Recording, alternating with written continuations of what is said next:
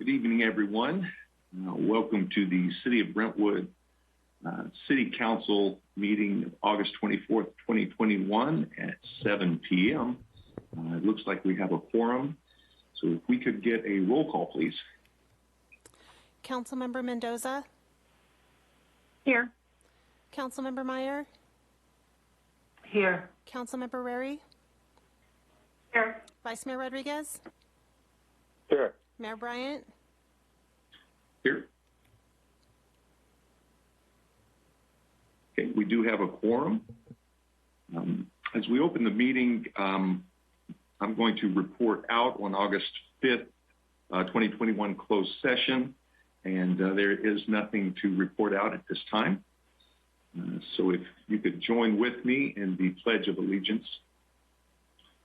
I pledge allegiance to the flag of the United States of America and to the republic for which it stands, one nation, under God, indivisible, with liberty and justice for all.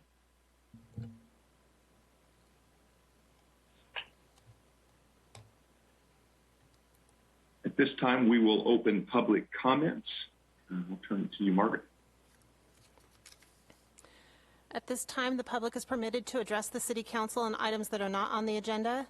Items listed under Informational Reports or on the consent calendar. Request for future agenda items, new request. Please save your comments for any other items that are on the agenda for that part of the meeting when you'll have the opportunity to provide them.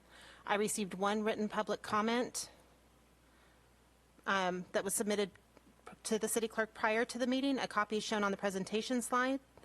The City Council has been provided full copies of the written public comments, and these will be made available on the City Council agenda webpage. If you wish to speak under public comment, please raise your hand using the Zoom feature, and I'll call upon your name if provided and unmute you to speak. Remarks are limited to 3 minutes per person, and your microphone will be muted after the timer has expired. While we encourage your comments, state law prevents the City Council from discussing items that are not on the meeting agenda. If appropriate, staff will follow up on them. I currently have 4 hands raised. I will start with Judy Haber, followed by John Elam. Judy, go ahead. Okay. Hi, Mayor Bryant and members of the Brentwood City Council. I'm a resident of Trilogy at the Vineyards, and I'm also a strong supporter of Moms Demand Action for gun sense in America. And I have a petition that was signed by 50 of our residents requesting that Brentwood adopt a safe storage ordinance, which would require all firearms in a residence be securely stored in a locked container or disabled with a trigger lock. And I have spoken to members of the City Council and the Mayor and Chief Hansen about this at our National Night Out, which is about 2 or 3 weeks ago in Trilogy. One small child dies almost every day in this country after finding an unsecured firearm in their home or in a relative's home or while playing at a friend's house. 2 older children, including teens, die every day in this country by suicide from an unsecured firearm they obtained from their home or another family member's home. 80% of school mass shootings are done by current or former students using an unsecured firearm obtained from their home or a relative's home. A safe storage ordinance is even more important because of COVID, which had a dramatic rise in gun sales, combined with more time spent during sheltering at home and the increase in mental health issues. There was a shocking 43% increase in unintentional deaths of small children and a 9% increase in teen suicides. Some people think that the California Penal Code already addresses this issue, but it does not. It does not define how to safely store a firearm, and it doesn't apply to all homes. For example, parents often hide their guns rather than locking them up. But studies show that 70% of children know the location of these hidden guns in the home, and many have even handled them. We agree with Moms Demand Action in supporting a civil penalty, such as a fine or community service, rather than a criminal penalty. This is because we feel people of color may be disproportionately affected by this law, and we think a criminal penalty is unnecessary. We feel having this ordinance on the books will ultimately help to change our culture, just like the seatbelt law did in the 1980s. By adopting the ordinance, we can respect the Second Amendment while also protecting our citizens through common sense gun legislation. Many cities and towns throughout California have already adopted safe storage ordinances, and we hope that Brentwood will do the same. Thank you for your consideration of this life-saving ordinance. Let's make Brentwood a safe, wonderful place to live for us, our children, and our grandchildren. Thank you again.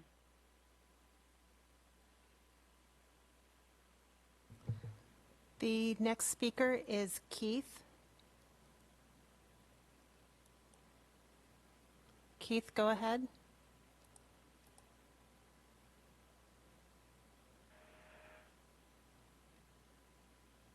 Keith, you need to unmute. Okay. Let me start over. My name is Clifton Fagerquist. I am a Deer Ridge resident, and my home is on the golf course. I support the LLAD for Deer Ridge. However, I do not support any change in the uses or a rezone of the golf course land. It is open space or a golf course, nothing else. My position is consistent with the city's general plan for this land. Also, I do not support increasing the lot size of any Deer Ridge residents' parcels, as it would block the views of their neighbors and or create a barrier to free egress of fire equipment in case of fire. I do not support the former clubhouse being used as a restaurant or bar or an event center. The last thing we need are drunk drivers driving up and down Foothill, only blocks away from Cray Elementary School. How stupid is the city that you would even consider such a proposal? Foothill is already busy with drivers and pedestrians picking up and dropping off their kids. I also oppose using the clubhouse as an office for a realtor working on behalf of WBA to facilitate the sales of increased parcel sizes.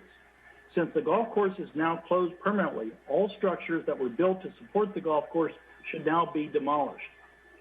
I have heard a city official state that World Business Academy, WBA, should be allowed to make money. Why? WBA is a nonprofit entity and received the land as a conservation easement from his brother's for-profit company, which of course benefited Suncoast as a tax write-off. The irrigation system of the golf course did not fail, but was ripped out by Suncoast before passing the golf course land to his brother's nonprofit, WBA. In other words, WBA has no financial expense related to irrigating the golf course land and no means to do so since the irrigation system was ripped out. Why should a conservation easement be used to financially benefit Suncoast and WBA? The only requirement of this supposedly nonprofit organization is to cut the weeds periodically, hardly a significant financial burden. No doubt WBA, like Suncoast, will be playing up their poverty and pleading for concessions from the city to obtain a change in the uses or a rezone. I have also heard it said by a city official that the use of land for agriculture is equivalent to open space. This is a false equivalency and intellectually dishonest. Open space is not agriculture.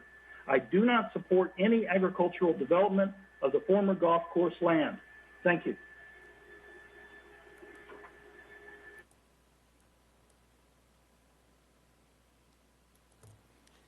And I have no additional speakers with their hands raised. Thank you. So at this time, then, we will close public comments and move into presentations. We have an update on the Brentwood Library from Library Manager Andrea Frailer. And I'm going to turn it to you now, Andrea. Thank you for being with us tonight.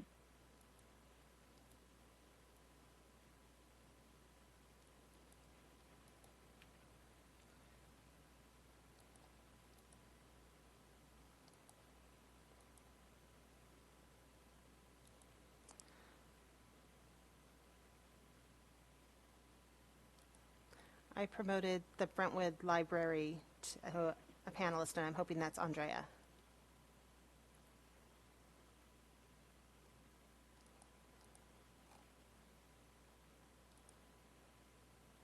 I'm going to mute myself. It is me. I'm going to share my screen right now. Thank you, Margaret.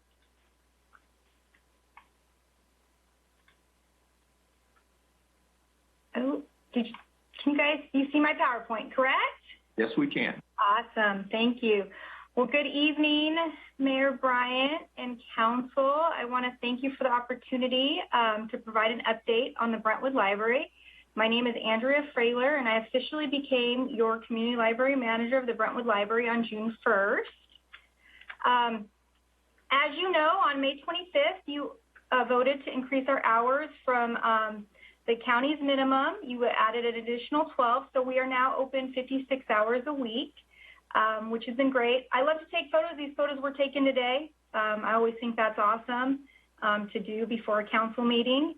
And we've been busy.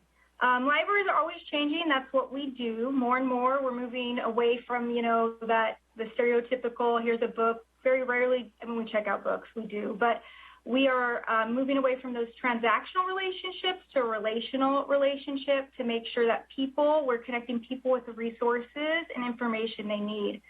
Libraries are the only place in the community where everyone is welcome, all ages, all backgrounds, where people can come together to connect, share ideas, and bring people together. Every day is different in our library, and your librarians, we love it. Every year we offer kindergarten countdown. This year was no different. It was different, however, that we took online sign-ups for activity kits. These activity kits, kids got to take home, and we offered Zoom classes, and these were done in Spanish and in English. Angela, could I interrupt you for just a second? Your power slideshow presentation is not advancing. Okay. I don't know how to do that. I know we are having trouble with our connection here today. I'm going to resume my share. Thank you for interrupting me. Do you see it now? We see it now. Thank you. Okay. So please stop me if that happens again. I apologize. So kindergarten countdown, Zoom classes in English and Spanish. It really is to help prepare those ages 4 and 6 for kindergarten. Kids love it. Every May we do this. Our kids at the Brentwood Library went live on a Monday at midnight, and they were completely claimed by 11 a.m. the next day. So the word's out. We're here.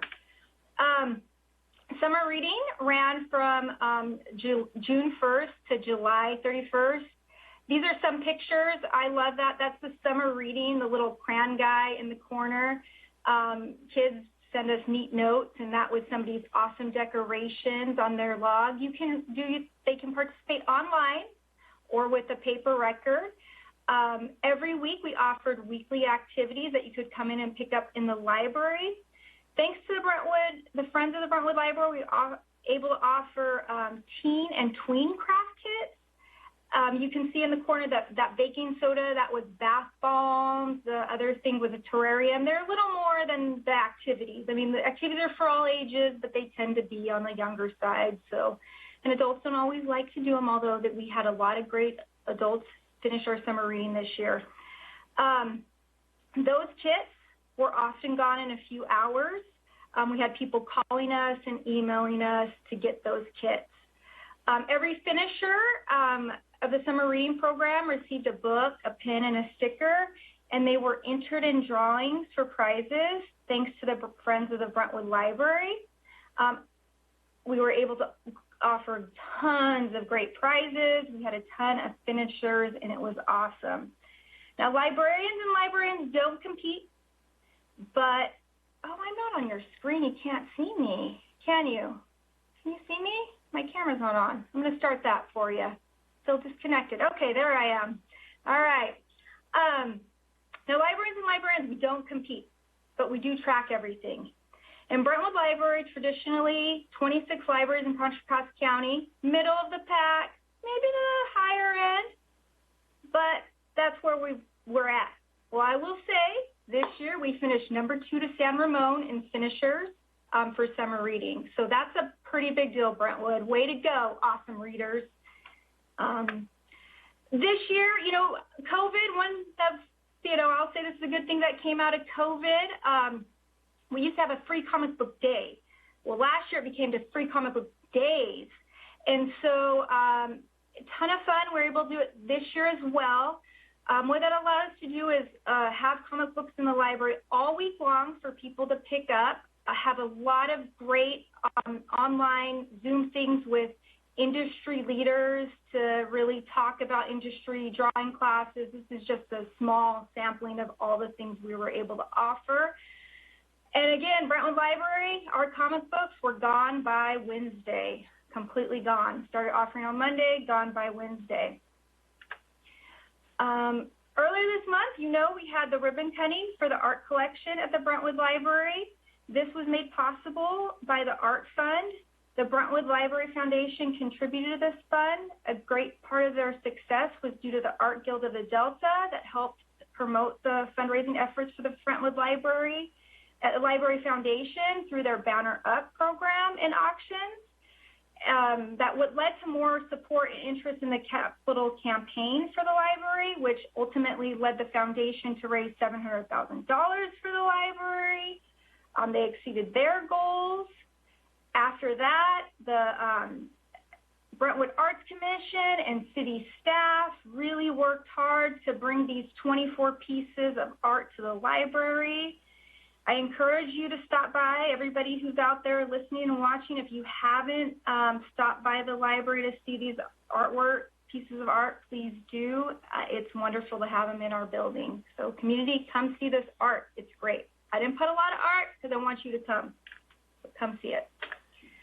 Another great thing that we were able to do, you can see those old carts in the corner, and they're just like every major appliance made in the last 25 years, right? We had, when we opened this library, got beautiful carts.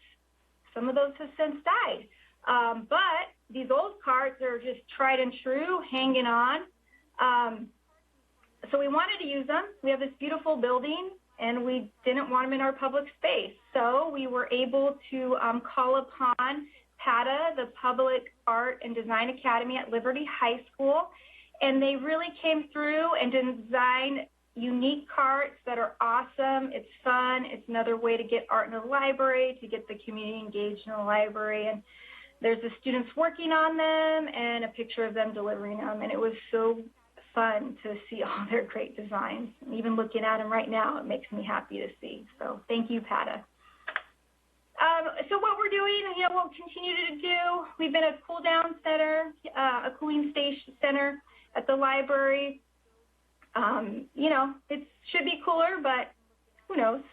Hotspots, you can check them out. These are very popular in this community. We have seen an increase in the need for these since students went back to school. When students were in school, if you didn't have Wi-Fi, the school provided one. They're not doing that, so that is hindering a lot of people's ability to connect with the internet at their homes in our community. Starting on September, starting in September, we're able to offer our 3D printing classes again. That is something that we did have to stop when we were open due to our lower open hours and our staffing levels. But starting in September, we'll be able to offer our 3D printing again on every Thursday from 5 to 6. Now, even if you don't attend these classes, you can print something. This gentleman right here designed his own stand for his computer, sent us the file, and we printed it at the library. So we're here for that type of thing. Our study room's up in the corner. Those we did put online. Our conference room, since we opened, has been online for booking, but our study rooms are now online. We have seen a tremendous increase, and they are constantly booked during our open hours. So our conference room and our study rooms always booked at the Brentwood Library, constant use. Next month is library card sign-up month. If you don't have a library council, and anybody who's listening, you need a library card. There's so many wonderful things. We have so many wonderful online databases. You can LinkedIn Learning. You can take photography classes, learn how to build a website, Rosetta Stone, learn languages. The possibilities are endless. So really encourage you next month to get a library card. We will be having a coloring contest in the library. And so thanks to the Friends of the Brentwood Library again, we have a lot of great prizes that will be for the winners. And encourage people to come and get a library card, see about the wonderful things, and enter a coloring contest. I could go on all day. I had to cut out 2 slides. Not going to do it to you, but always here for you. And if you have any questions, I'm happy to answer them right now. Thank you. Is there anyone on council that would like to ask a question of our librarian? I do have a couple of questions, Andrea. Regarding the 3D printing, what are the guidelines in using that? What sizes can whatever the object that a person wants to do be printed? And also, how long does that process take? Could take a long time. We'd have to ask my 3D person. I have no idea. But we can, we have a good site. We have a real 3D printer. So I know they can be pretty big. We do try to limit it in size because we recently had this conversation because we are partnering with a STEM class. I don't know the exact, at Edna Hill School. They're going to start coming in, so we did talk about that. But if it's something you need, we're going to make it happen. So I don't know, but we can make things happen here in the library. But I can get back to you on that if you'd like as well. That would be great. Thank you so very much for everything you do. I know everyone is excited about the great opportunities of the library opening back up, and it is busy all the time. It's really great to see that. It really is, and now that Waffle's open, we now have a new neighbor, and it's been great. That patio is always full. People are out there enjoying it, and what is better than just hanging out and enjoying your community? So I agree, Mayor. Thank you. Thank you so much. You're welcome. Right. We're looking forward to the next update. Thank you. Great. Thank you, guys. Bye. So at this time, we will move into informational reports from council members. And I'll start with Council Member Mendoza. Hello. It's been a while since we've met, but been busy. One of the first things we did is we had a vaccine clinic over on Village Drive and Brentwood Boulevard where the Dollar General is. We had 80 people get vaccinated. 79 of them were locals. We had one person from Guadalajara. So it was pretty exciting. I was excited to see so many people show up. I want to thank Vice Mayor Johnny and Rodriguez and Councilperson Susanna for coming out and checking out the clinic. If anyone has any questions about clinics, I am more than happy to put them in contact with who they need to speak with. This is one that I kind of brokered between La Clínica and Islas del Campo, so it's in Contra Costa County. So we can get these going if anyone is interested in having any in their area. So that was exciting. We went to National Night Out and got to speak to a lot of residents. One of the things that I figured from going to National Night Out is that people don't realize they can come and speak for 3 minutes about anything they want. So I think it's important that we keep getting out there and telling people, come and speak. It's your 3 minutes. You're a resident. You're a taxpayer. You can come and say whatever you want. We did have some things that are coming up around town that we're working with the city to address.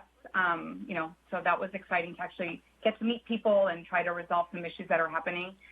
Attended the Art Commission permanent pieces that were put into the library. That was exciting and fun.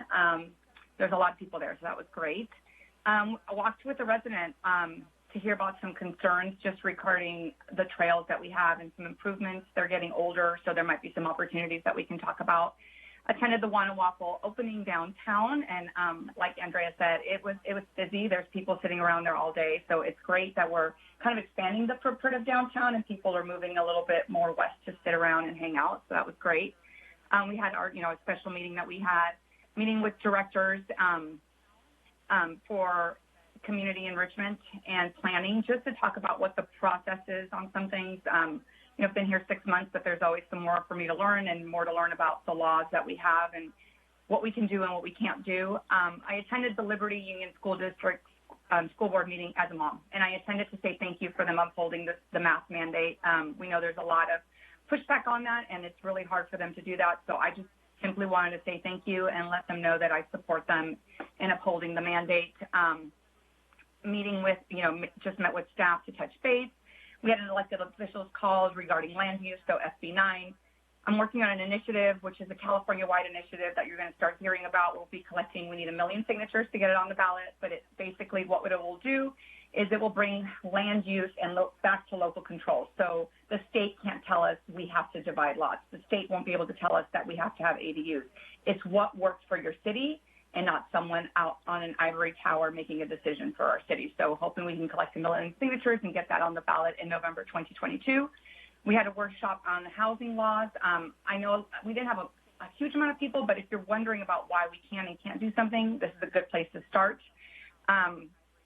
We're working with residents. We've gotten a lot of emails about a school that popped up in town, so just learning about that. Also working with tenants over on Village Drive and Brentwood Boulevard. When I was there at the clinic, we saw a lot of opportunities, and I'll be honest, I opened up some tickets because of what I saw going on there. So working with them on how to open tickets and, you know, what the process is, which is good. We're all learning together. Spoke on the Measure X call, advocating for fire funds to be allocated to the East Contra Costa Fire Protection Department. Attended, watched the Brentwood Unified Union School District meeting where, again, Mass took the center stage, and spoke at the California State Appropriations Committee in opposition of SB 9, and I think that's it. So thank you. Thank you. Councilmember Meyer. Yes, it has been a long time. So let's see, attended the California Alliance of Local Electeds meetings, which is their statewide local electeds that are concerned about housing and land use. Attended National Night Out. I actually went to 5 sites. We each were assigned, quote unquote, 3, but I couldn't get enough. We don't have the chance to be out and do a lot of community meetings. So National Night Out was a great chance for us to get out there and meet some of our community members in group settings, but in outdoor settings, which is really helpful. I made a presentation to the Brentwood Lions Club members to discuss concerns around development and housing and other issues of interest. Attended a statewide town hall to discuss SB 9 and SB 10. Attended the Arts Commission permanent art display ribbon cutting at the Brentwood Library. We saw pictures of that, and it is truly beautiful. I would agree with Andrea that everyone should go down and check it out. I spoke in support of funding designation for East Contra Costa Fire Protection District and for resources strengthening for older adults programs and services at the County Measure X Committee meeting. Attended the special workshop for housing law and upcoming legislation. Attended the Brentwood Lions Special Kids Day. It was an annual event to give free day of fun to special kids and their families, a joint effort with Contra Costa and Alameda County Lion Districts. And just as an interesting note here, this was an outdoor event, but fully masked because a lot of the children there are in very vulnerable medical conditions and could not be vaccinated. So people were very respectful of that. I really appreciated seeing that. Have meetings with staff and community members as available. And a reminder, email us either individually as our council, citycouncil@brentwoodca.gov, if you want to arrange a time to talk, if we can do it safely outdoors or on the phone or Zoom. I think pretty much all of us would be happy to do that, so please reach out. The Youth Center Ad Hoc Committee meeting, I'm going to report, and Vice Mayor Rodriguez can second or add to this. We had our initial review of the survey results for the potential youth center, conceptual images of layouts if the tech center is utilized for youth center, and a potential expansion at the senior center, structural assessments for both sites, very initial cost estimates. The initial analysis is being assessed for the Sand Creek Sports Complex, as well as various financing options for all of the facilities for a thorough discussion in November at their strategic planning workshop. The ad hoc committee has not yet received the final report, so there's more coming as we go. I went to a meeting hosted by Congressman McNerney and Congressman DeSaulnier, along with elected officials from Antioch, Oakley, Pittsburgh, and County, discussed for issues like campaign reform, the division over COVID vaccines and masking, the environment, climate change, park districts, the recall, several other issues. Thank you, Councilmember Mendoza, for mentioning the La Clinica and Hidalgo Campo and the county vaccine clinic. If anyone is hosting one and wants volunteers, I would be more than happy to come out. And then last, given the air quality we've been experiencing lately, I wanted to give another thank you and shout out to Mike Peasley and the team at Sound Iron. Several months ago, Mike and his team donated $10,000 for the purchase of N95 masks, specifically to be used by people who are, through their work, are forced to be outside, even in the air qualities that are not very good. So the maps are currently being distributed through Village Community Center, Hijas del Campo, and the Brentwood Police Department. And we thank Mike Peasley and Sound Iron for that generous donation and keeping our people safe that have to work outside. And I think that's it. Thank you. Thank you. Council Member Rary. Yes, I think we've all have a real full schedule here. I also met with the East County officials and the two congressmen, and even at that outdoor event, a lot of us had our masks on the majority of the time, except for when we were eating. So that was interesting that we would all be masked up the majority of the time. I also attend the Liberty Union High School District's convocation. For those who aren't familiar with it, it is when the entire school district, Liberty, Freedom, Independence, La Paloma, and Heritage, and all staff, from the groundskeeper to the administration to teachers and special ed and sports, all of them come together at one site to kick off the school year, to find out what the new projections are for the school year, what they celebrate milestones for the teachers, their 5-year, their 10-year, 15, 20, 30 years. And I've got to say, I've been going since the early 2000s, with the exception of last year, which we didn't have it. That was the only year that I've missed since probably 2000. So it was good to be able to get back out there and attend one of them. I also attended National Night Out, and I got to tell you, this year, all the groups stepped it up. There was a lot of people out. I think people wanted to get out and be with their neighbors and find out what's going on. And so it was exciting to be able to talk to all the residents. I met with multiple Deer Ridge residents regarding the formation, the lighting and landscape, or the landscape and lighting district, assessment district. I met with a resident regarding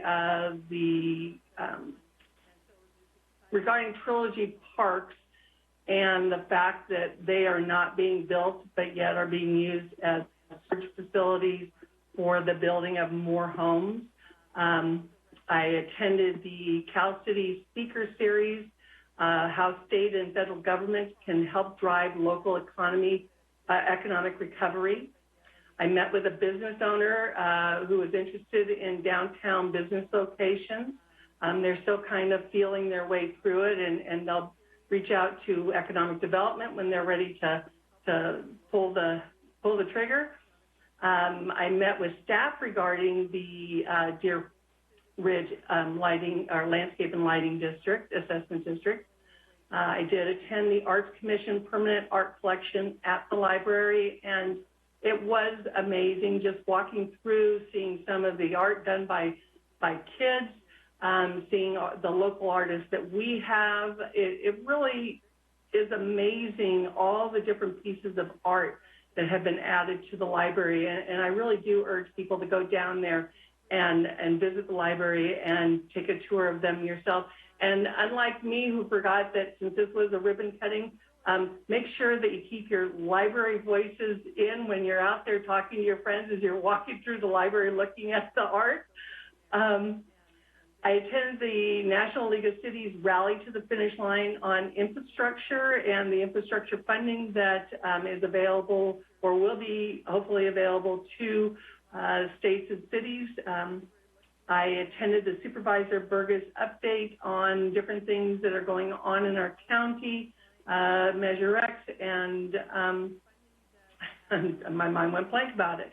I also attended the East Contra Costa Women's Interfaith Group. Their topic this time, and they have Methodists and somebody from the Methodist Church and the Jewish faith and Islam and Catholic, Christianity, and the Church of Latter-day Saints, and they meet on a monthly basis. They discuss different things. This time the topic was the misconceptions of the different faiths. So it was interesting to hear the different misconceptions that each people have regarding each other's faith, and to learn from it. And that's what this group is about, is bringing our differences together, because there really isn't a whole lot of difference when you bring it all together, we're all celebrating our faith, and there is very little difference between us.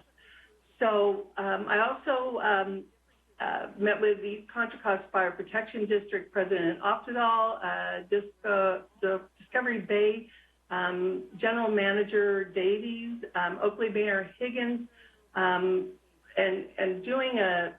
reaching out to them regarding the Measure X funding and how we can get more people out there to speak in favor of getting funding for fire, because at the meeting that they had earlier in August, they ranked fire 6 out of 10 topics. So we were down towards the bottom of that. So I'm happy to say, after there was 10 of us who got on and spoke that day, and there was another 5 that spoke 2 days later, plus letters had come in, and it actually did rise us in profile, and specifically East Contra Costa Fire Protection District in funding. 18 out of 19 of those on the committee actually felt that East Contra Costa Fire Protection District needed funding as priority 1 in the first round, and only one of the commissioners had said that they thought that it should be a second priority.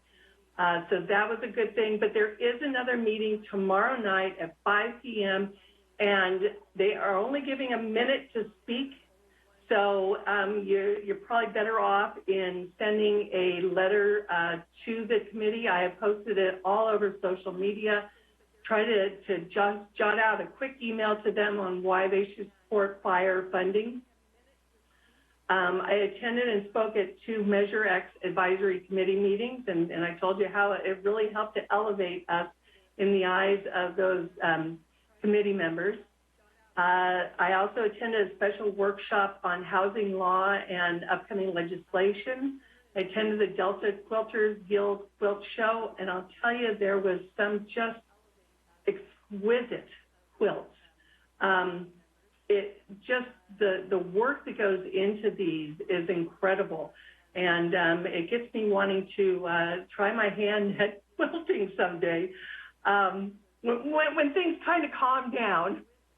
I also attend the Lead California Cities Call to Action meeting today. It was on SB 9 and other key housing bills. They said that as early as Thursday morning that SB 9 could be called for a vote.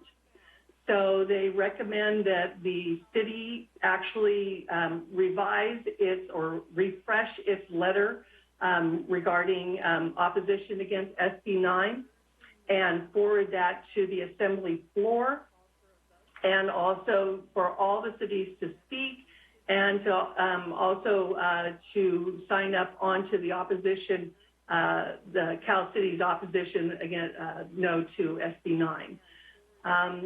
And I think that is all I have to report. All right, thank you. Thank you. Vice Mayor Rodriguez. Yeah, I'll report back a couple of things.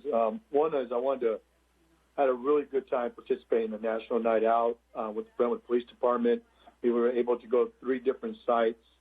Honestly, it was a great experience to talk to members of the community, especially members from different parts of the community. It was really good to hear some of the concerns directly without having to see it through an email or anything like that. It was actually good to be able to actually talk to someone. So it was a really great night. I think that's a great opportunity for anybody that ever sits on the council or is out there in the community to meet with their council members. I also wanted to ditto what Councilmember Myers said in regards to the Youth Ad Hoc Committee meeting. We were given some information, and we were able to look at different scenarios if we were to use the youth center. But there'll be a lot more information coming up in the near future for all the council to be able to look at. So looking forward for that to happen. I also participated in the special workshop meeting on housing laws. I think it's really good what Councilmember Mendoza had mentioned, that if you want to learn a little bit more, maybe it's something you could look up. And that's that workshop. There was a lot of really good information that was shared. in regards to housing laws and things like that. I also want to mention and thank La Clinica and also some of the local groups here in the community for participating in a COVID vaccine there at the Village Drive community in the parking lot there at the Dollar General. I just want to thank everybody that was involved for your hard work and dedication in supporting that portion of our community, but in the community as a whole. I know that COVID-19 is a real thing. It's huge. A lot of people are being infected on a personal level. I've had a lot of family members that have been impacted by that lately. So I just want to thank those groups for really being out there to give the message for people to get vaccinated. So thank you. And that's it for right now, Bill. Thank you. Since the last time that we met, I also participated in National Night Out, and it, like all the other council members have said, it's always a great opportunity to meet with our community and not only show our appreciation for our police department, but also to listen to all of the concerns that the community brought out. And like Councilmember Rary said, there were a lot of people this year that were excited to get together again. And so that was great to see. Also, I attended the convocation for the Liberty Union High School District. Also, the Housing Law and Legislation Workshop. I attended the Downtown Business Coalition Car Show. It was a lot of fun. They closed off a lot of the streets downtown, Oak Street, 1st Street, 2nd Street, and had a lot of beautiful cars out there. And just the community that came and supported that was great. Also, I attended the Delta Quilters Guild presentation of quilts to vets on Saturday and Sunday. Each day they chose 3 of our local veterans to present some quilts that they had made in appreciation for all of the work and sacrifice that the veterans and their families have given to us over the years to help keep us safe and keep our liberties intact. And it was really beautiful that they were able to honor that. We have so many great veterans here in our community that we owe so much to. It's always great to have an opportunity to say thank you. And again, echoing Councilmember Rary, when you walked through and saw the art of the quilts that were made, it is absolutely astonishing. It's not just grandma's old quilt that they've got going on in there. There's amazing artwork in there in those quilts, and it was really great to see. Also, I participated in the public art at the library, and I met with Senator Glazer as well. He came to Brentwood and met with myself and some other members of the community. And it's always great to have a senator that is keeping his finger on the pulse of what's going on in the areas that he represents. And just so you know, Senator Glazer has always been a strong advocate for local control from the very beginning of his election, and he continues to be so. So it's always great to talk to him and his staff. Also, I met with Supervisor Burgess. We have a regular scheduled meeting to talk over concerns, and she is another one of our representatives that is really concerned about what's going on in our community. And she's a neighbor. She lives here in this area, so she represents us well in doing so. And I did meet with a lot of community residents over the last couple of weeks regarding some of their concerns. And they're multiple, but staff is working very well to address those concerns as well. I also had the East Contra Costa Habitat Conservancy Board meeting, a Transplan BART State Route 4 ECRFA meeting, as well as a Tri-Delta Transit Board meeting, and an Airport Land Use Committee meeting as well. And that's all I have to report at this time. So at this time, we will move into the consent calendar. Do I have a motion for the consent calendar?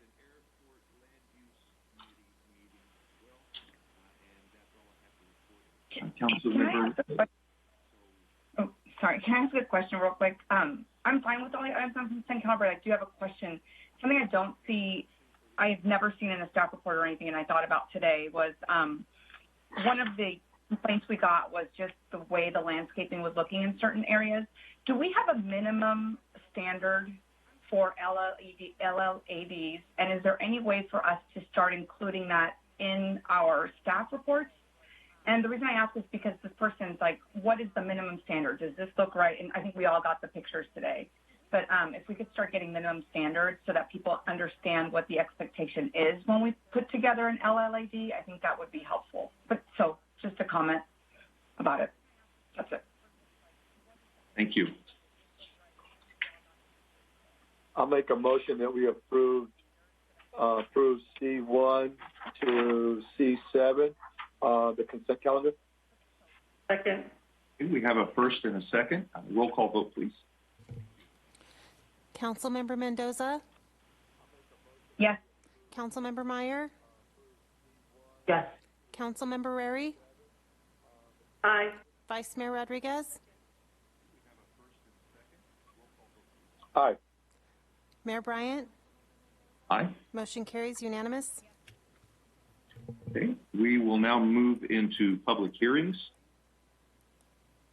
And we will move into item D1, to hold a public hearing regarding the proposed formation of Landscape and Lighting Assessment District number 21-1, Deer Ridge Landscape Improvements. Accept ballots from property owners until the conclusion of the public testimony portion of the public hearing, and declare the balloting period closed at the conclusion of the public testimony portion of the public hearing. And I will turn it to Aaron Wandon to provide the staff report. Aaron? Yes, thank you, and good evening, Mayor and City Council members. This agenda item is the next step in the approval process to form Landscape and Lighting Assessment District number 21-1, Deer Ridge Landscape Improvements, in accordance with the Landscape and Lighting Act of 1972 and Proposition 218. The Landscape and Lighting Assessment District number 21-1, the Deer Ridge Landscape Improvements, is otherwise known as LLAD 21-1. The formation of LLAD number 21-1 requires a more extensive approval process than the city's other previously approved 63 LLADs. And for this reason, city staff has prepared a PowerPoint presentation for this item to summarize the work that has been done and the remaining steps in order to form LLAD 21-1. So let me share my PowerPoint. And there we go. I have it here. Is it up? Can everybody see it? Yes, it is. Excellent. So, notes rearranged here.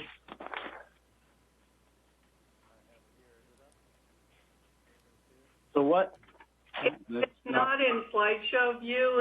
It's edit view. I know, and I can't find where that's at on this. Almost there. Nope. Look at the top row. See slideshow? It's the red. The window up on top, And now it's still not beginning. changing to slideshow. And then you'll start from the far my left. Changing to slideshow. I know, but it's not doing anything. But you go to the far left, and in the white area there it says from beginning. Beautiful. Thank you, Councilmember Rary and Bruce. Hey, so what will LLAD number 21-1 fund if approved? So it's the 14 sites that have been identified previously, and the improvements will include the necessary utility infrastructure such as water meters, electric meter, fountain pump controls, the standard pedestal mount for irrigation itself, planting material, and whatnot, in order to bring these sites up to landscape maintenance standards. And absolutely, we can provide those landscape maintenance standards, and we'll do so moving forward. So the landscape site number 1, which does include that front entrance, is the fountain area. So it would be the landscaping, the lighting, the minimal retaining wall, and the fountain up at that front entrance. So that area will see the greatest improvement. In addition to that, you have about 9 sites throughout St. Andrews, Mountain View, Foothill that will receive new landscape, new irrigation, and everything else it takes to bring those up to the city standards and keep them to city standards. There's 4 sites that were identified that are either too small and not worth the effort to get the meters and the irrigation there, or there's lights there, or street lights, or signage, or some other form of landscape existing, whether that's a tree or not. They're just too small. So the thought was for decorative pavers in those small areas. So ultimately, all 4 of these sites will see these types of improvements.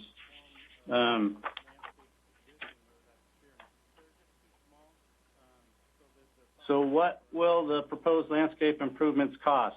So we've talked about the $102,000 previously, where the City Council approved on June 22nd, 2021, for the city to fund the initial design, development, cost estimate, the LLD formation, and just the initial startup for this process. So that upfront project cost was covered by the city. The 2 other costs will be the estimated construction cost. That's the $737,220 that will be funded by the LLD if approved again for a 10-year period, and then that construction cost assessment will go away after that 10-year period, and then the ongoing estimated maintenance costs of the $25,435. That's a maximum assessment that will increase annually by the greater CPI, Consumer Price Index, or 2%. How that affects individuals and a per family or per unit basis, the construction component is estimated at $66.78 annually for a single-family home. And that includes the construction component, as I already mentioned, and the 10-year essentially a loan for that 10-year period. It'll end in fiscal year 2031-32. And the construction component is what it is. It does not increase. It will not increase. Then the maintenance component is the second component, and that's the ongoing assessment that initiates at $23.04. Again, annually per single-family home. That has a potential to increase by the greater of the prior year's change in the CPI, or 2%, whichever is greater. So you combine those together, and we've got an annual assessment for construction and maintenance of $89.82 for the initial 10-year period, and then the construction component comes off of that. So if the formation of LLD 21-1 is approved, commencing with fiscal year 2022-23, the assessments will then be placed on the property tax bills and paid in the same manner. Excuse me.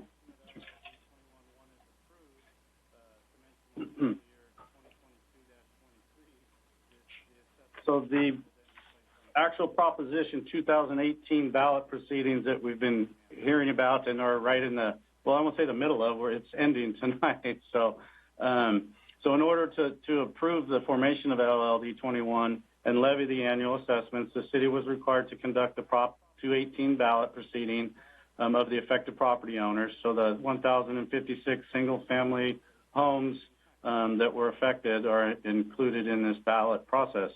Prop 218 requires the city to mail the notice and ballot to each property owner that's subject to the proposed annual assessment 45 days prior to the public hearing. So these notices went out on July 8th.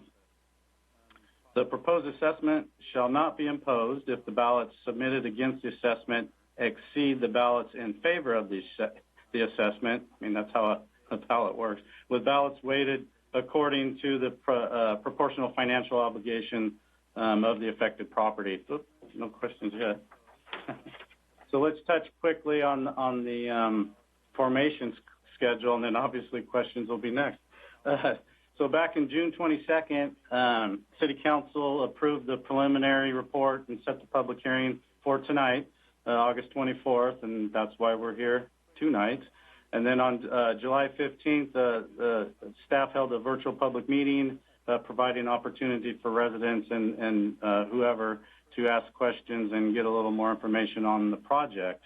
On August 13th, a reminder postcard went out to all of the residents, just reminding them of the deadline to submit the signed ballots by the end of tonight's public hearing. So that brings us to tonight, August 24th.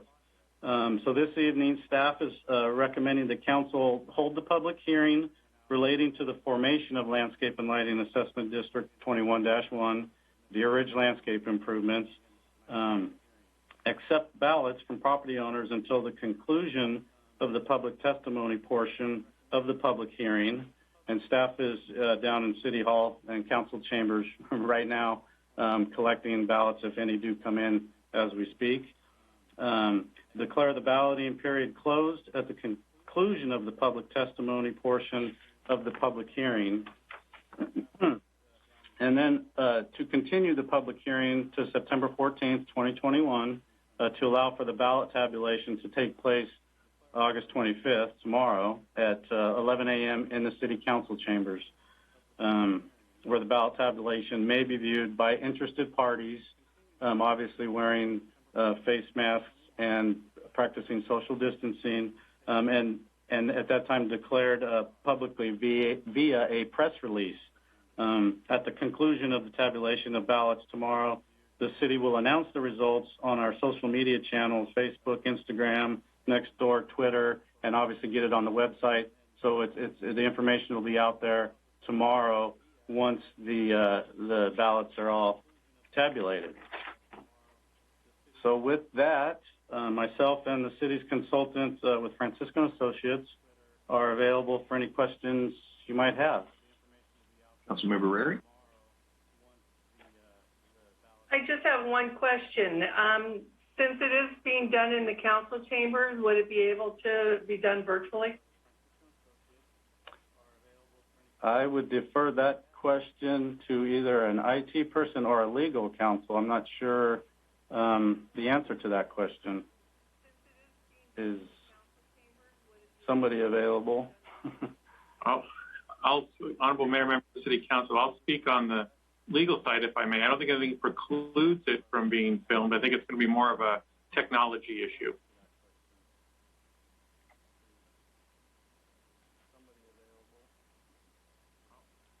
Councilmember Meyer? I was just hoping, Aaron, and thank you so much for that. I think that went a long way in really helping people to understand the process and implications and all of that. But can you please go over what happens if this does not pass? If this does not pass, then we stop working on it as we speak and start looking at Plan B, C, and D and whatever that might entail. This is what Parks and Recreation are bringing to the floor as per request. So this was our first and foremost responsibility. If this does not pass, I guess we would have to just look at other options and whatever that might entail. I couldn't say right now. Sounds like at this point it's not clear. Thank you for that, though. I appreciate the answer, and again, I appreciate the report. Thanks. Councilmember Rary? So what happens if it's even? 50-50? Maybe one of our Francisco and Associates consultants could help with that one. I don't know whether they've encountered that in the past or not, but Ed or Brian, if you're available. Yeah. So if for whatever reason it came out as 50-50, there would be no majority protest, and therefore the city would be able to proceed with the formation of the Landscape and Lighting Assessment District. With that said, I don't know that that's ever happened. It may come out, I've seen, 50.45%, right? But I've never seen where it's just a 50.000%. All right, thank you. Are there any more questions of staff? Seeing none. Yeah, really quick. When is that going to happen tomorrow? I'm sorry about that. I must have missed that. In regards to the count there at City Hall? Yes, so 11 o'clock, 11 a.m., they'll start tabulating. Okay, you're about to scare me. I thought you were going to say 11 p.m. But okay, 11 a.m. works. Okay, thank you. Okay, if there are no further questions of staff, the public hearing is now open, and I'm going to turn this to the city clerk.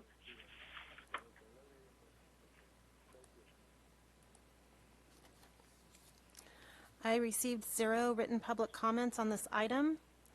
If you wish to speak, please raise your hand using the Zoom feature, and I'll call upon your name if provided and unmute you to speak. Remarks are limited to 3 minutes per person, and your microphone will be muted after the timer has expired.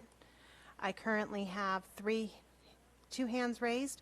I'll start with Rod, followed by Marisol. Rod, go ahead. Yes, thank you, Margaret. I just have a couple of questions, really. I don't have comments on it. I think most people have voted by now. My first question kind of touches on, the same question, was the count going to be open for public attendance? I'm just wondering, are we going to find out publicly what the ballot, what the total was tomorrow, or do we find that out on September 14th when that result is presented to City Council? And my second question is a little bit more, has a little bit more going for it. We were given a copy of a letter on social media that Robert Shelton shared with us. There was a copy of a letter he sent to the city, I believe to Tim Ogden, offering to pick up, and that's a very kind offer, by the way, to pick up the ongoing annual maintenance costs, which would save each homeowner $23 and change annually. And that's a really good idea, I thought.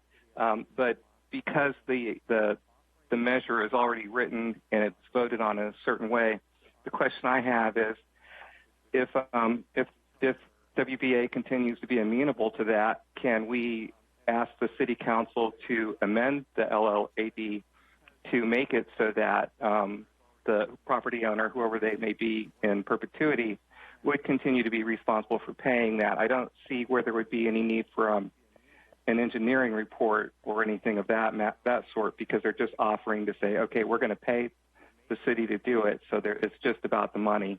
There's no engineering. So I was wondering if somebody there could talk a little bit about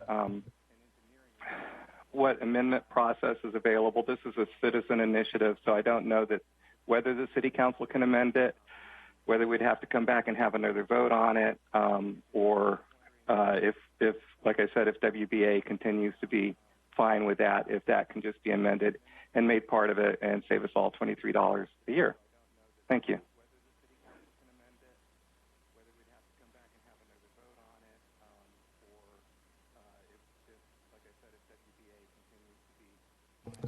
The next speaker is Marisol.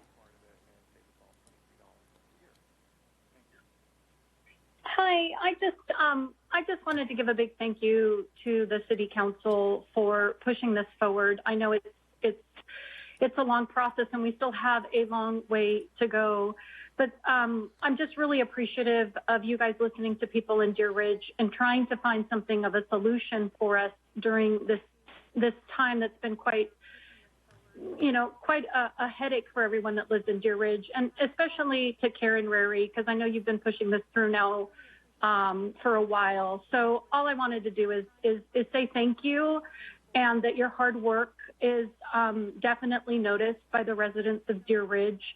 And we still have a long way to go.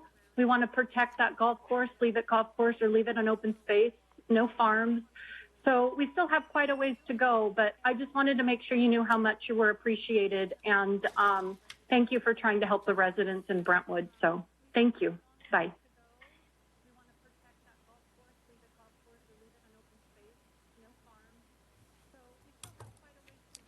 There's no additional speakers with their hands raised. Oh, I have one more. Barbara. Barbara, go ahead.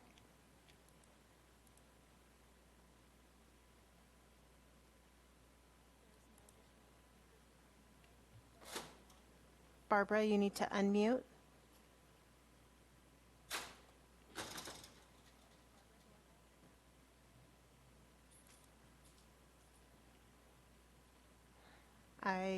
Barbara, did you want to speak? You need to unmute.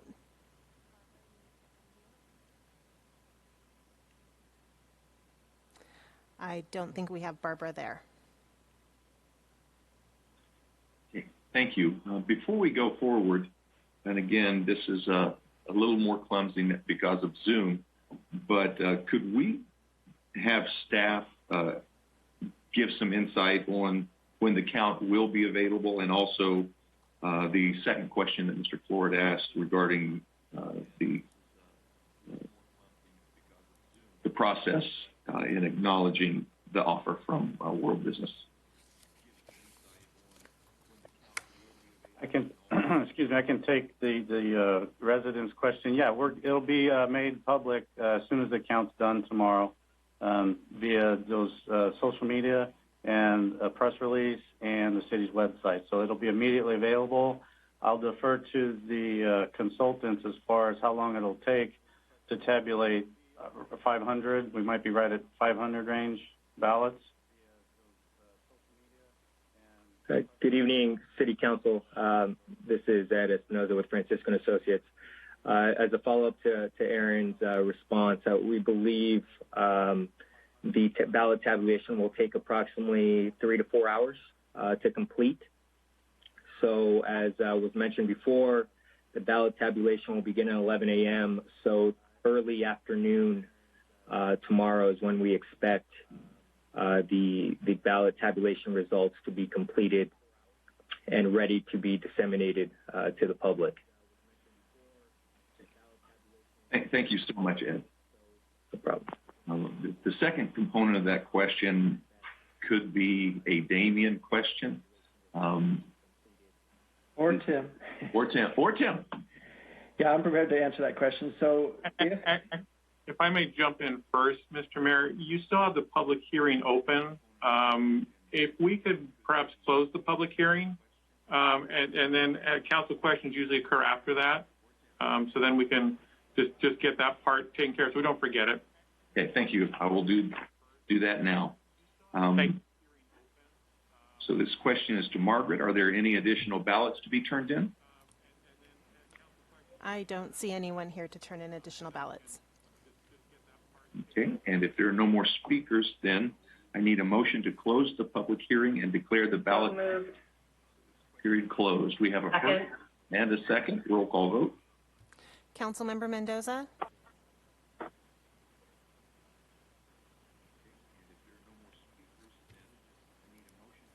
Councilmember Mendoza?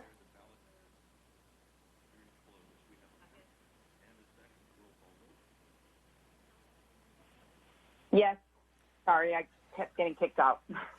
Councilmember Meyer? Yes. Councilmember Rary? Aye. Vice Mayor Rodriguez? Aye. Mayor Bryant? Aye. Motion carries unanimous. Okay, now I will go back to the question for Tim. Thank you, Mayor. So there was a question about whether or not we could work with World Business Academy to find agreement to their concession to cover some of the maintenance costs for their obligation. And that is something that we'll work closely with World Business Academy should the ballot measure pass and the council approve it. Putting together a reimbursement agreement will take some considerable effort to put together all the documentation for that. But to the question about whether you'd have to redo the engineering report or include something different in the resolution, what you'd be doing on September 14th if the ballot measure passes is setting the maximum rate. If there's any sort of reimbursement that comes in, that would only decrease the rate that needs to be assessed. So as long as we don't exceed the maximum, we're okay. We don't have to change anything.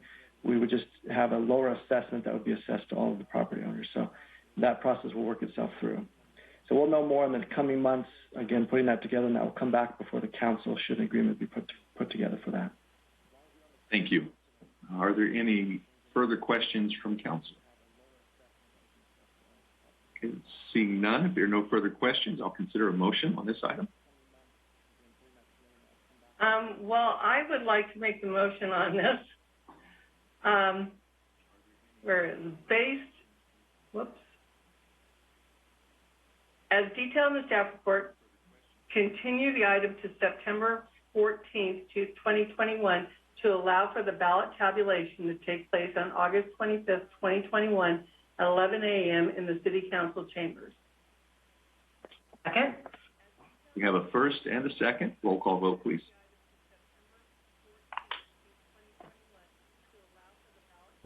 Councilmember Mendoza? Yes. Councilmember Meyer? Yes.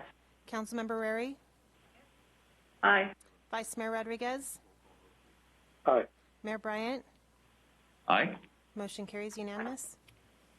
Okay. Based on the vote, the ballot tabulation results will be presented to the City Council on September 14th, 2021, at which time we will take final action on the proposed formation of Landscape and Lighting Assessment District number 21-1, Deer Ridge Landscape Improvements. We'll move on to item D2, a resolution approving the final engineer's report and making certain findings, ordering improvements, confirming and ordering the formation of Landscaping and Lighting Assessment District number 21-2, and taking related actions, Orchard Trails. And Aaron, I'll turn this back to you to provide the staff report. Yes, thank you, and good evening once again, Mayor and City Council members.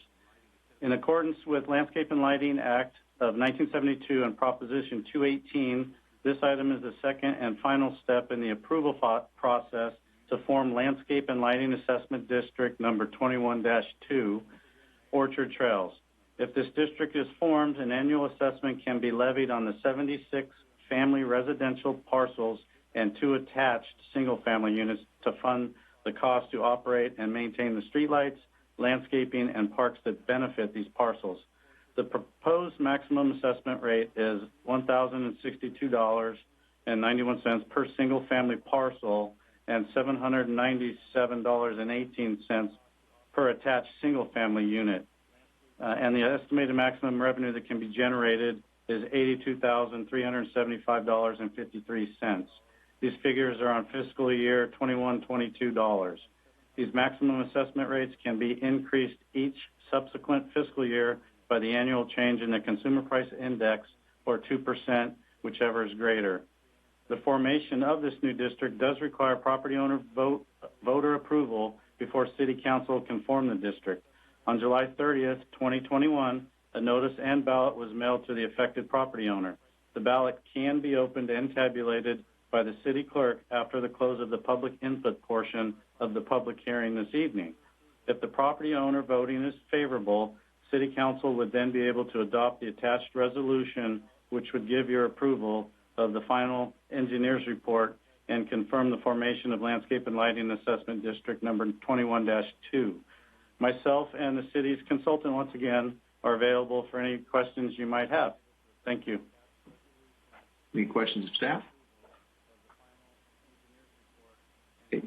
Seeing none, the public hearing is now open. Margaret? I received 0 written public comments on this item. If you wish to speak on this item, please raise your hand using the Zoom feature. I'll call upon your name if provided and unmute you to speak. Remarks are limited to 3 minutes per person, and your microphone will be muted after the timer has expired. And I'm seeing no hands raised. Okay. At this time, the election in this matter is hereby called. And are there any additional ballots to be submitted? I'm not seeing anybody here to turn in additional ballots. Okay, if there are no more questions of staff or speakers, do I have a motion to close the public hearing? So moved. We have a first. Second. And second, roll call vote, please. Councilmember Mendoza? Yes. Councilmember Meyer? Yes. Councilmember Rary? Aye. Vice Mayor Rodriguez? Aye. Mayor Bryant? Aye. Motion carries unanimous. Okay, are there any other questions or comments regarding this agenda item? Okay, seeing none, do I have a motion on this item? I'll make a motion to confirm the formation with a simple majority property owner approval weighted by assessment amount. First. A second. Second, roll call vote, please. Councilmember Mendoza? Yes. Councilmember Meyer?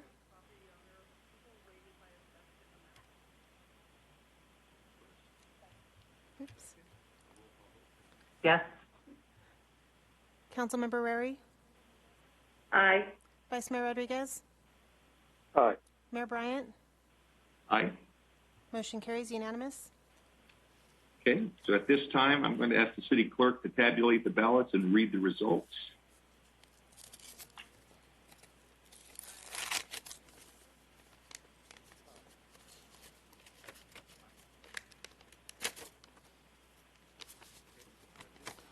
The ballot is a yes vote with a 100% affirmative vote.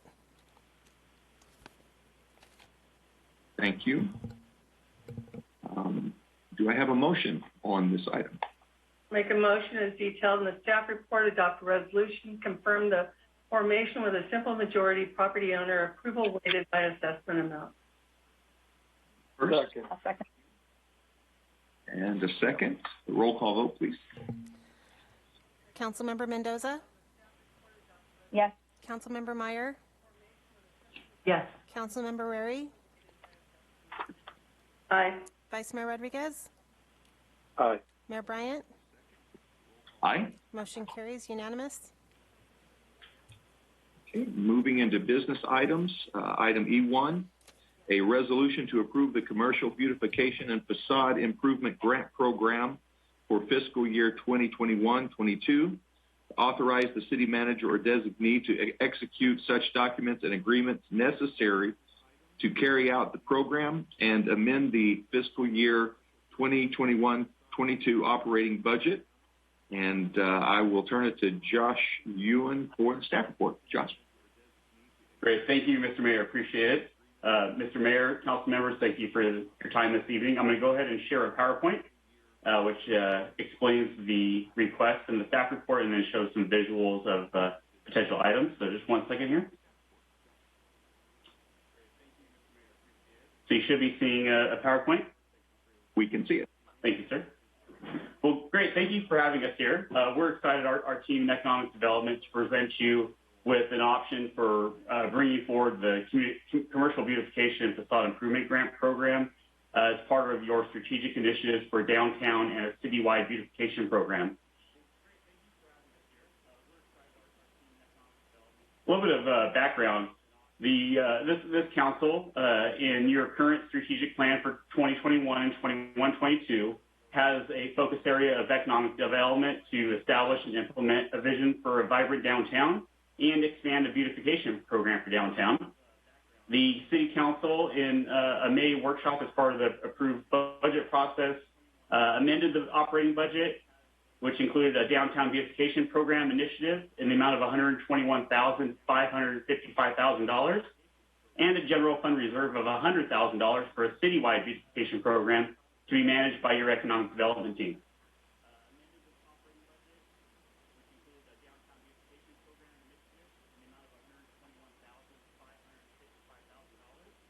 So in terms of program delivery for this grant program, it's something that the Economic Development Division historically has done. We've had a little bit of a hiatus in the last 5 years. Prior to that, the last time that this program was operated was in the downtown only, and it was in fiscal year 15-16 as a former redevelopment carryover type program that was used to enhance the downtown and induce commercial development and commercial revitalization of existing buildings in the downtown.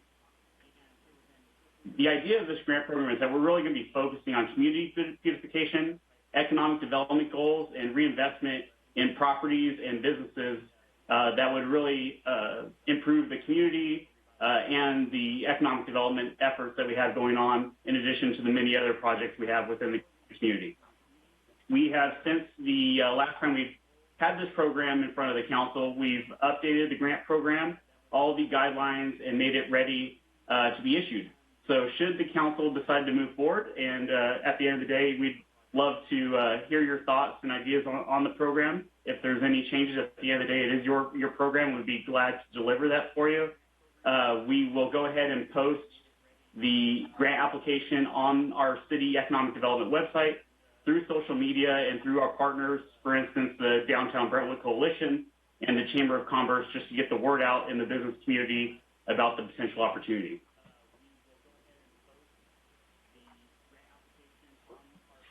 In terms of fiscal picture, the Downtown Beautification Strategic Initiative for 21-22 has $121,555 available to it. Staff's recommendation is that we carve out $50,000 for this beautification grant program. We think that that will meet the potential needs of this current year, and we would recommend that we reserve $71,555 for city public projects that are focused on the beautification of downtown, staying within your budget authority, and really trying to improve the community and public spaces where it makes sense. In addition, your citywide beautification strategic initiative for the current year has $100,000 available to it. We are recommending the full expenditure or allocation of that towards this grant program.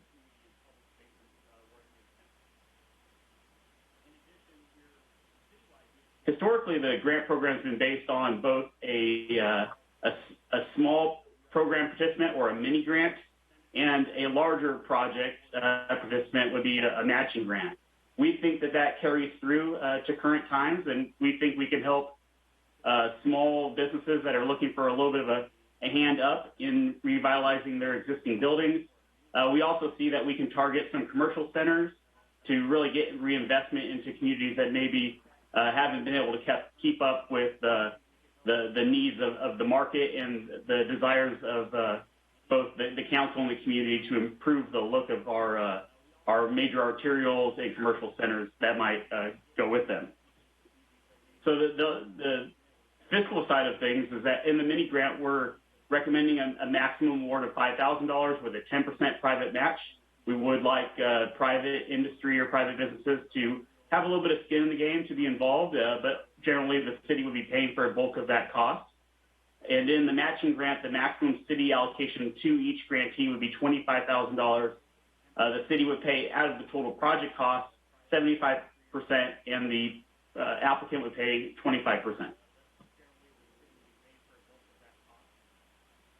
Some of the eligible improvements would be kind of what you would think of in a traditional reinvestment in a property. So you have painting, architectural treatments, refinish exterior building materials, glazing doors, windows that would be visible from the public view, signage, awnings, exterior lighting, landscaping, and any artistic elements that would enhance the quality of the commercial center or the business.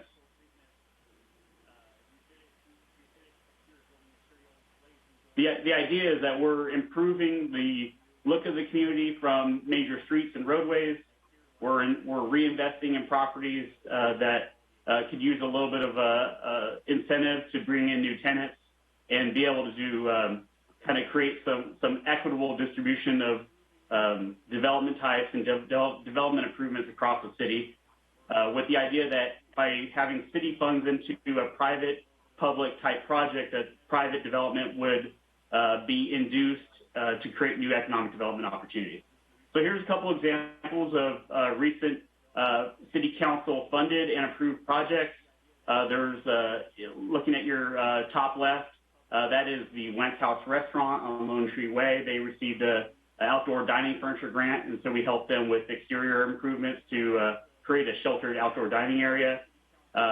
In the lower left is Sweeney's on Oak Street, and that owner's been very receptive, and their client base has been, or customer base has been very receptive to that outdoor dining area, as well as doing murals and that sort of thing.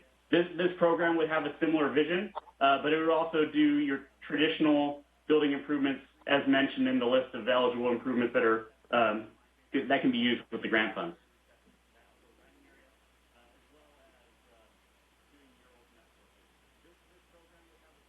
So in order to be eligible, we are looking at only funding existing buildings with no major code violations or code enforcement actions that are active.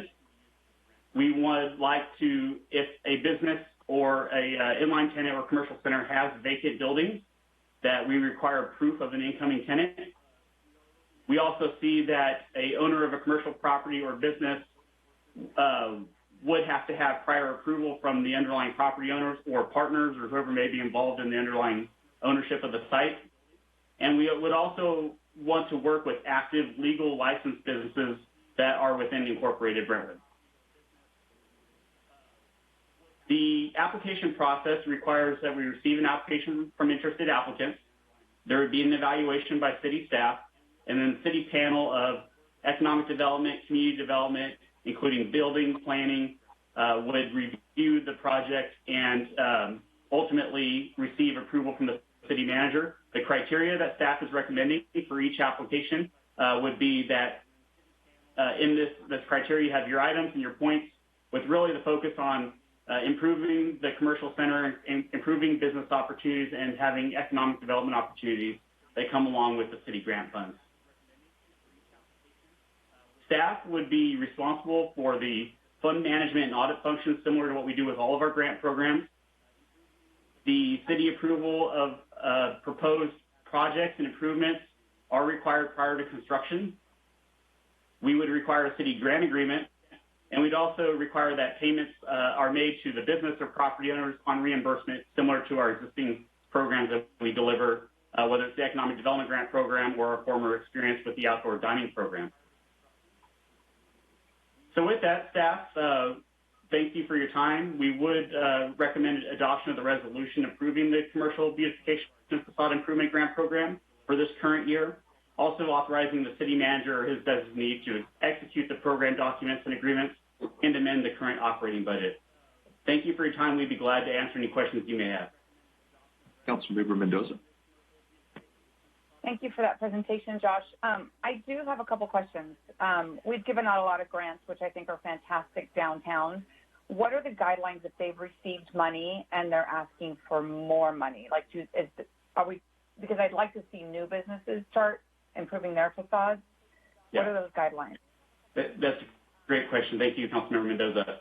So at this point, the program application documents require that an applicant hadn't received program grant funds in the last 5 years in order to be eligible.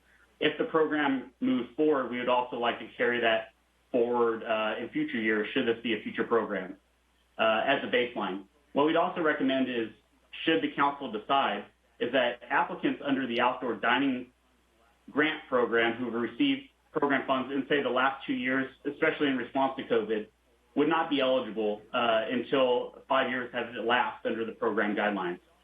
We think that will allow enough flexibility in the program to work with whether it's small businesses on a small storefront revitalization in downtown or across the community, or commercial centers that need a little bit of help. We think it would give staff enough flexibility to go ahead and administer the program and make sure that everybody has a fair chance at coming in for funds if they are interested. Yeah. Okay. Thank you for that. One of your bullets about the guidelines was if they have an open court enforcement case.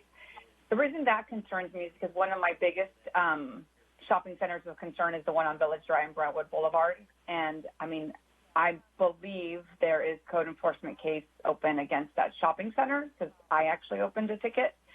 And, but I'm not sure if we want to encourage them to improve.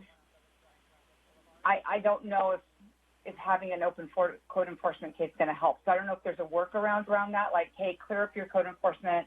If they're putting together a grant packet and the grant packet kind of addresses what we're coming at them for code enforcement, you know, it's just, I feel like it might deter some businesses that are close to getting there, but not. So I don't know if that's something we want to discuss, because if that shopping center said, I'll clear up all my code enforcement if I can participate, then I would be fine with that. So was there a rationale behind that? Sure. So the city wants to do business with businesses and property owners that are interested in the long-term success and health of the community as well as their centers and their businesses. The idea would be that this is a carrot to influence a commercial center, for instance, that case, to remediate those issues, to work with the city code enforcement or community enrichment group, and to finalize any potential prospective issues. And if those issues are improvement related, that can be covered under the Facade Improvement Grant Program, that the city would be able to assist in that. So in order as a larger project to help facilitate them clearing those issues as well as improving their property. Can we do that simultaneously, like clearing it up and applying at the same time? So, I mean, if you have something, that'd be great. Application, and we'll work with you. Because I would rather have someone improve than just say, oh, I have a code enforcement, so I don't even want to look at applying. You know, so I had a question about that. And why is it that the $5,000 they only have to pay 10%, but the $25,000 have to pay 25%? The ratio just seems a little off. Sure. The idea is that the mini grants will be geared towards small businesses with a small potential frontage of improvement that would be eligible under the program. So if we're working with that type of user, their project's not going to be overly expensive. They may want to do some painting, they may want to do some signage, maybe some artistic beautification on their property. And the idea is that the city would really carry a lot of that responsibility in order to, the financial responsibility in order to induce redevelopment or potentially a new tenant or any economic development opportunity. And so we believe 10% would be an adequate amount to have a little bit of skin in the game. With the larger matching grant at $25,000, the idea is that this would be a larger center, and the center may have the financial ability or wherewithal to carry forward a project, and that the city's investment would offset some of their private development costs. We saw them possibly having a larger share on a larger project. Okay. When it comes to the outreach, I think it's great. We're going to do like social media and post it. But I think as a city, we know which locations have the greatest need.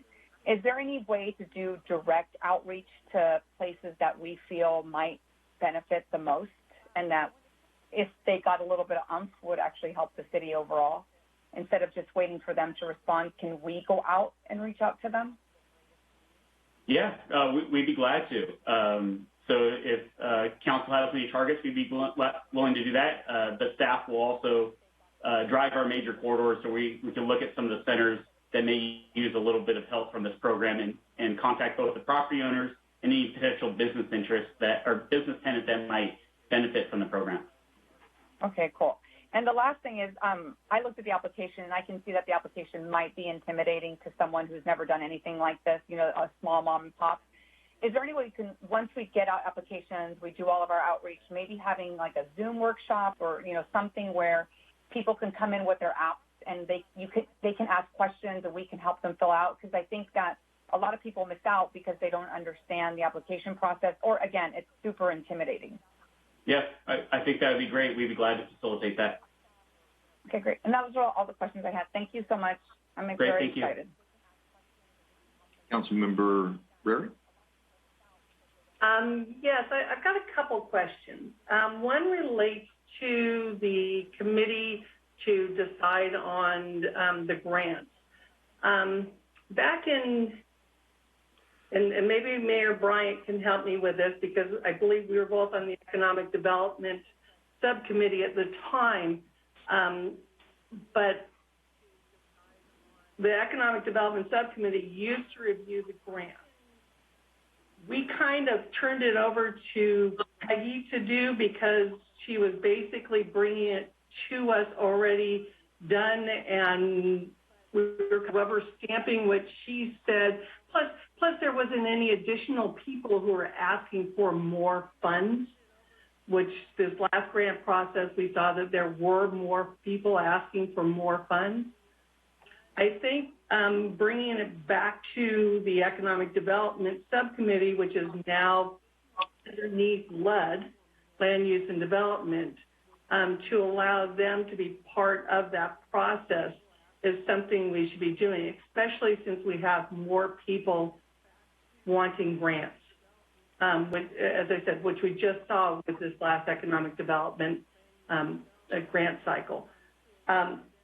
So I would like to see that come back and economic or LLAD be part of that process. Also, the murals in 2018, one of the strategic initiatives was to do multiple murals throughout the city. And have a mural art walk, I think it was. You know, they have hashtags and stop and take a picture here, and we'd have little maps that show you can go here for this one, and on and on and on. But we only got the downtown, one done, and that's in 3 years. We've only been able to get one mural done. I was wondering what has been the problem in identifying additional sites throughout the city or in the downtown area? And two, maybe even, I mean, we do have a public art fund rather than using economic development grant money for this, to utilize the public art fund, because under that $71,555, I believe you had murals listed as one of the things that can be, that the funds can be used for. So maybe instead working with the Art Commission and Economic Development to identify places in downtown, businesses in downtown that will allow us to do murals on the side of the wall and allow them to get submissions from artists to look those over. Those are two things that, I mean, is that something that we could do as? Council member, absolutely. If the council directs us to have the LLAD be the review and approve the ranking of the proposals, we can certainly do that. The public art funds question, I mean, I think staff can take that as some suggestions to look into. However, this is not on the agenda item, so. It's only because it's currently listed as a funding that the murals can be funded. So instead of putting in the murals as something to be funded through this, to look at through other funds in another, you know, rather than using economic development. I would rather see businesses get the funds or improvements to the downtown area rather than use it for art. Yes, and Councilmember, I understand, and what's before you tonight doesn't change the way that is structured, where that budget is structured, but we'll certainly take your comments and other council members' comments as a suggestion to look into, but that's really as far as we can go without it being on the agenda. Yes, I understand. Thank you. Vice Mayor Rodriguez. Yes, sorry about that. I totally agree with a lot of what Councilmember Mendoza has mentioned in regards to some of the businesses there on the northeast of Brentwood. I know that I've been working for quite some time with the Enrichment Department and others to try to help some of these businesses get this, maintain their properties over there. And so what I'm hoping, Josh, if possible, and I think, you know, honestly, Councilmember Mendoza pretty much said what I wanted to say as well, is that how can we go directly to some of these property owners and say, look, we know that you've been, struggling in these different areas. This is how we may be able to support you. I think that that would be real important. We know there's a lot of new development happening in that area, which is great, but also there's some older areas there that need some type of support when it comes to landscaping, garbage cans, paint, just, signage, a variety of things. So I'm hoping that we could go out and actually meet with some of these property owners, that maybe we could help them, understand the process to be able to apply for these types of money. Because the worst thing that could happen, right, is that we have a lot of new development out there, and that, especially in that portion of the area, and a lot of this other portion gets neglected. We don't want that to happen. Obviously, we have a certain quality of Brentwood that we want, and we want to make sure we maintain that. So I'm hoping that, the Chamber of Commerce is great, the Brentwood Coalition, Downtown Brentwood Coalition is a great group to work with in regards to, spreading the word. But I think some of these areas, we actually would need to go ourselves and maybe identify them and let them know that we're willing to work with them within this program to support maybe some of their needs that they have there. So I just want to ditto a lot of what Councilmember Mendoza had said. I know that, like I said, I've been working on this with the enrichment department for quite some time, and it is a process. But, I'd love to see us go out there and actually meet with them ourselves.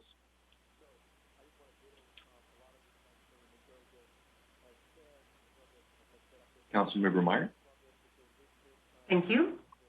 First of all, Josh, thank you. That was a great presentation, and honestly, this whole discussion is very exciting, inspiring, motivational to make some really good things happen for the city. So I'm thrilled to be a part of this. But a lot of what I'm hearing along the way, I think, is great ideas. I love the focus. I love the support of the businesses.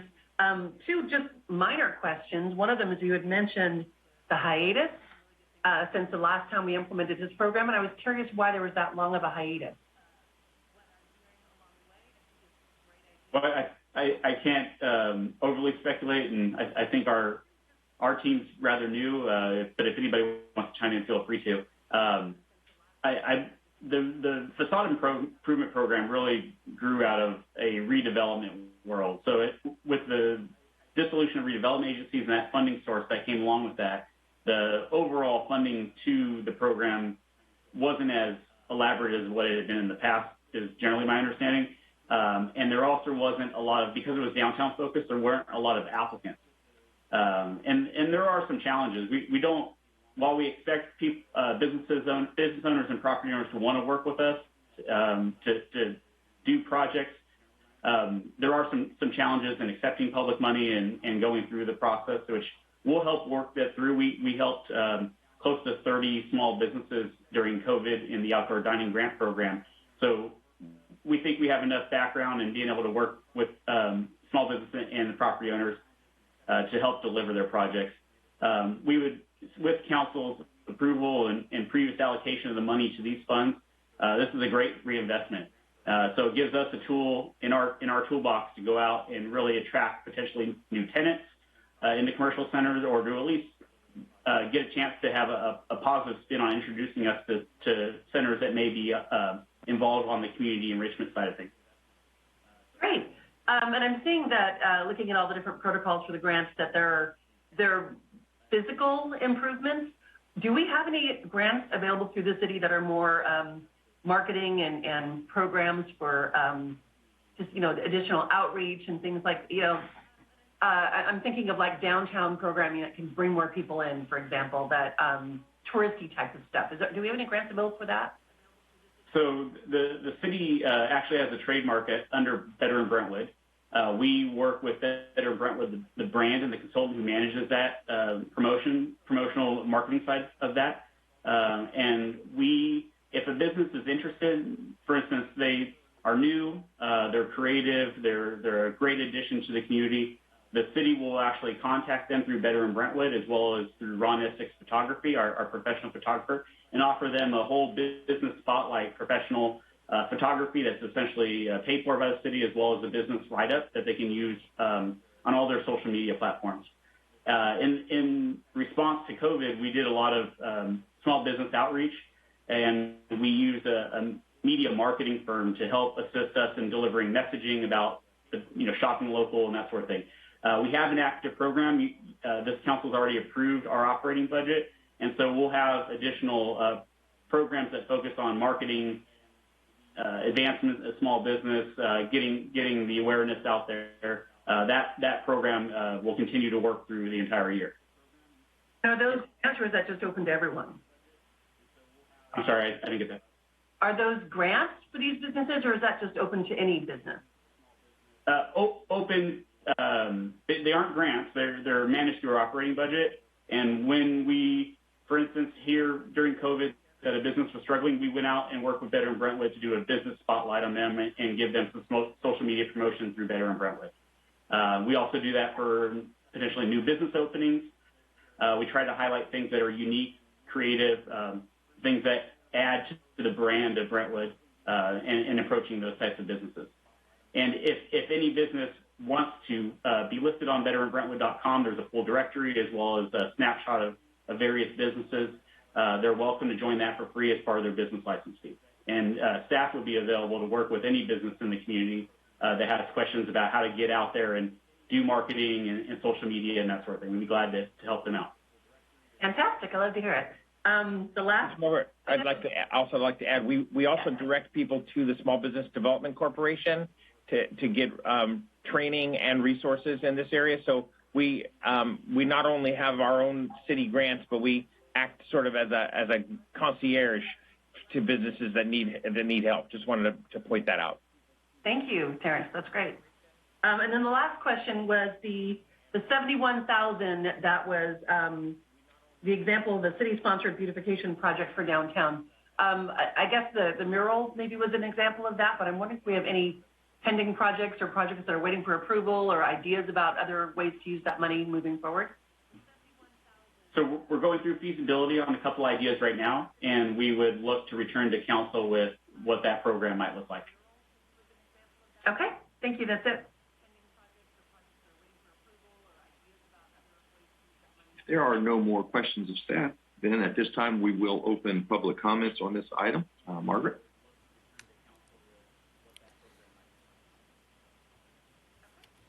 I received 0 written public comments on this item. If you wish to speak on this item, please raise your hand using the Zoom feature, and I'll call upon your name if provided and unmute you to speak. Remarks are limited to 3 minutes per person, and your microphone will be muted after the timer has expired. And I'm seeing no hands raised. At this time, we will close public comment. And is there any further discussion from council regarding this item? Councilmember Mendoza. Yeah, I just hope that we can implement the suggestions about outreach and all of that good stuff and helping. I agree with Councilmember Marreri. I think it should come back to it was land use and economic development to review them, to review all of the projects, just like we did on the other grants that we just reviewed not long ago. It's just kind of a check and balance before it gets to the rest of council. I think would be good. I do think we should scratch art. I think we have an art budget, so let's keep this just to help businesses drive business and fix their facades. But if we're going to do art, let's scratch that, and we can talk about that from an art budget. I think we get that in developer fees also, if I'm not mistaken. They put money in, so maybe we should carve that out. If we're going to have a mural project, I think we can do that. But this is exciting. I think it's great. I kind of want to look at the ratio of 10 to 25%. I think that if you're doing a $25,000 project, it's probably a big project, and it'll probably go a long way. But if we're asking you for $6,250, it might deter you. So I don't know if we can have some conversation on that. I mean, it's at 25, maybe take it down. I mean, the other one was 10%, maybe a 15% would be a little bit better to make it more attainable. I just want people to apply and not apply. And when I think $25,000, I think of a big impact, and I wouldn't want $6,250 to be the deterrent from them participating. So that was it. Thank you. Councilmember Rary? Yes, I would have to agree with that too, bringing that back to LLAD and removing the mural from this type of, unless of course that's what a business wants to use their mini grants for.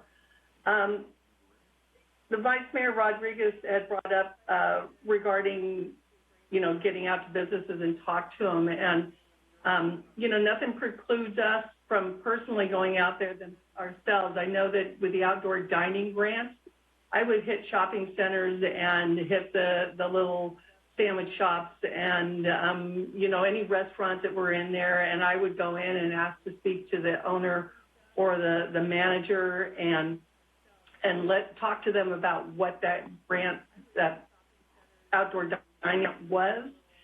And, it's really easy. And, a lot of them were really excited about the fact that the city was doing that for them. So nothing precludes us as council members from actually going and knocking on those doors, talking to them about it, and sending them over to Josh. I mean, maybe Josh can hand a bunch of business cards to us, Josh and Gail, and we can just start handing out their cards and say, this is the person to contact. So that's something that we can do as well. But and while the chamber is a really good resource, it's limited to membership. And we have so many more businesses out there that are outside of the downtown area, that are outside of those that are very actively involved. And I think those are the businesses that we kind of need to reach out to, is the ones that aren't chamber members, because they don't know all the things that are happening within the town and the resources available to them.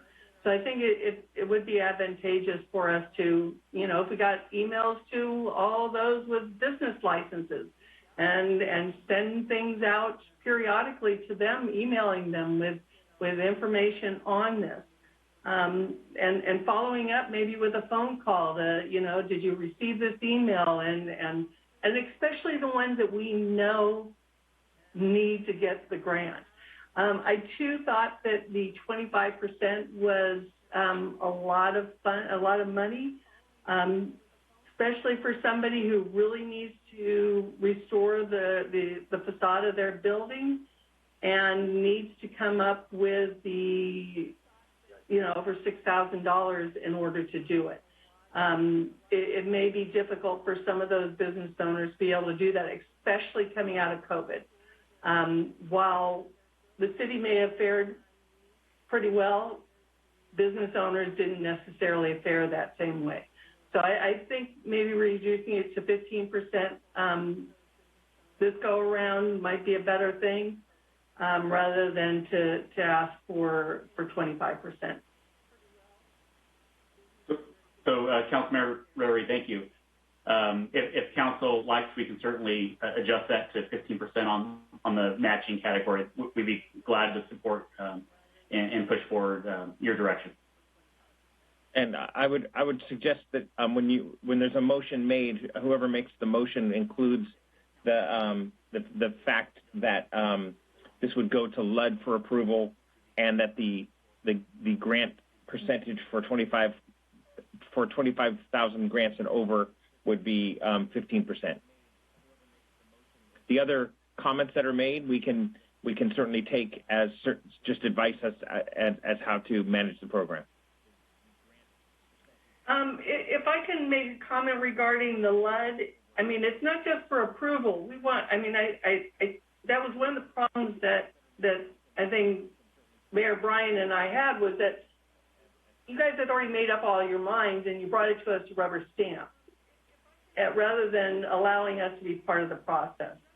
And so, meeting with economic development or community development, to sit down and review the applications and do the point system and be involved in that, and not just, here it is in front of you guys and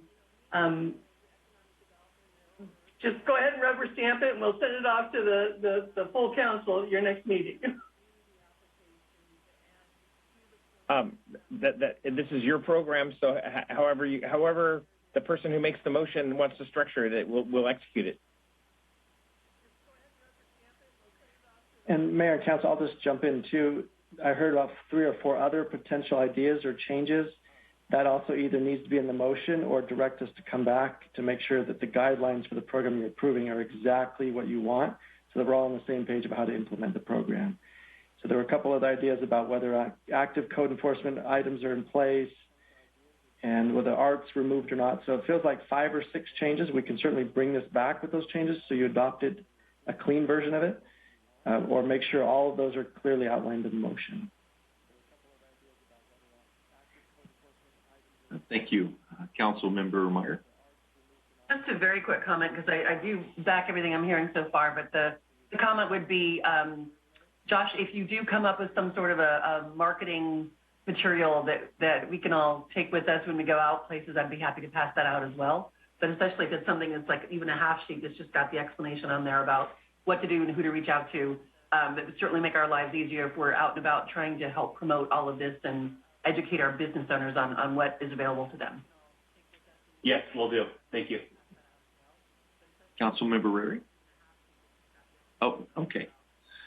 I also want to agree with basically everything that's been said. I was also concerned about the 25%. It can be very challenging, especially immediately after the COVID issue with our local businesses, and especially the businesses that we want to target to help and support as we move forward. But this program is an outstanding tool that we can use. Our small businesses are the backbone of our community. We don't really have one giant employment center here. And so our local economy, one of the reasons I believe, and the numbers show that we fared as well as we did through this COVID situation, was that we have so many individual smaller businesses that were able to, with the help of the community, buy in and purchasing and spending locally and supporting our local businesses. We weren't hindered as much as some other communities were. So we really need to support our local businesses and community. And I think this is an outstanding resource for them. So at this time, if there's no more comments or suggestions, does council feel that the person that's going to make the motion can encapsulate effectively everything that we want to move forward, or would we like to have it come back? Councilmember Mendoza.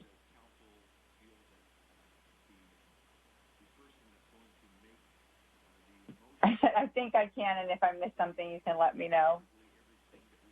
I think we all agreed on, if I'm not mistaken, on the highlights of it.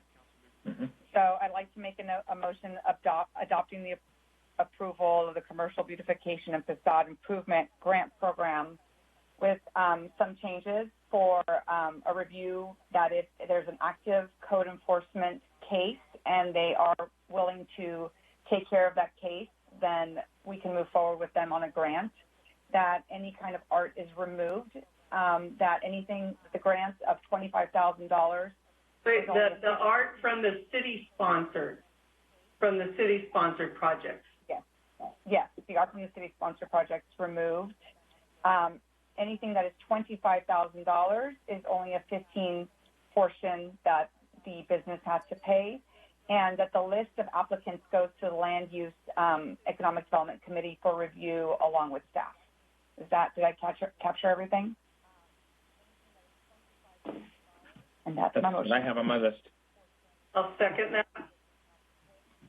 We have a first and a second. Roll call vote, please. Mr. Mayor, before the vote, can I just clarify with staff that they're clear on the LLAD review portion of this? I was looking at the current program, and it doesn't have it going back to council. And I think if it goes to LLAD, it sounded as though the maker of the motion would say it goes from LLAD to the council, each one of the grants, as they go through. I don't think that's the current case now. I think it was, if I understood it correctly, staff was going to issue the grants based on the review criteria. And just want to make sure that it's now going to go from LLAD to the council, and I wasn't quite clear what staff's role in that process was. Currently, they are part of the panel that does the scoring. Does the maker of the motion want staff to be still part of that panel that does the scoring along with LLAD, or will it just be the 2 LLAD members that are going to score the grants? No, I think it's a team effort between staff and council. I think we can all work together. And then if I could ask our assistant city manager. Thank you. If I can ask our assistant city manager, do you believe that it's clear enough that we can proceed tonight? We can make these changes? I do want to get an answer to the question of whether the LLAD is the approval, that committee is with LLAD on it is the approval, or whether it goes to the council. I like that the last round of grants that we had went to council so that everyone else on council could see and approve as well. And if they had any questions, those could come up. I like that. I don't know how everyone else feels about that. Councilmember Myers says yes. Right now, the Councilmember Rary's one you need to get the answer from. If she seconded your motion, I did see a thumb up on that. Yes, I agree. I come back to the council after LLAD. In that case, I understand all the motion and the second. Thank you very much. Sorry for the interruption on this. Thank you. Thank you, Damien. So we have a first and a second. Roll call vote, please. Councilmember Mendoza? Yes. Councilmember Meyer?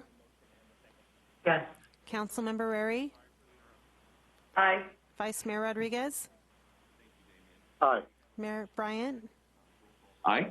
Motion carries unanimous. Okay, we will move into item E2, a resolution opposing the expansion of commercial cannabis operations in the city of Antioch, appointing 2 city council members to represent the city council at City of Antioch public meetings where expansion of cannabis operations is being considered and related actions. And I will turn it to our Assistant City Manager to present the staff report on this. Terrence? Thank you, Mr. Mayor and members of the City Council. The title does a pretty good job of describing that, but a little backstory. Antioch is in the process of amending their ordinance that permits cannabis commercial activities, and some of the changes will in staff's opinion, have a deleterious impact on our community. So this item was presented to the Antioch Planning Commission. It is not scheduled for, and the Planning Commission sent it back for more work. But in the process of reviewing that, there were some very concerning elements that came up. So staff wanted to bring this to the council for your consideration of providing direction to interact with the City of Antioch policymakers to try to get changes to their plans that will protect our community. Briefly, the proposed changes don't include any buffer from cannabis operations in between Brentwood Residential Park or church properties.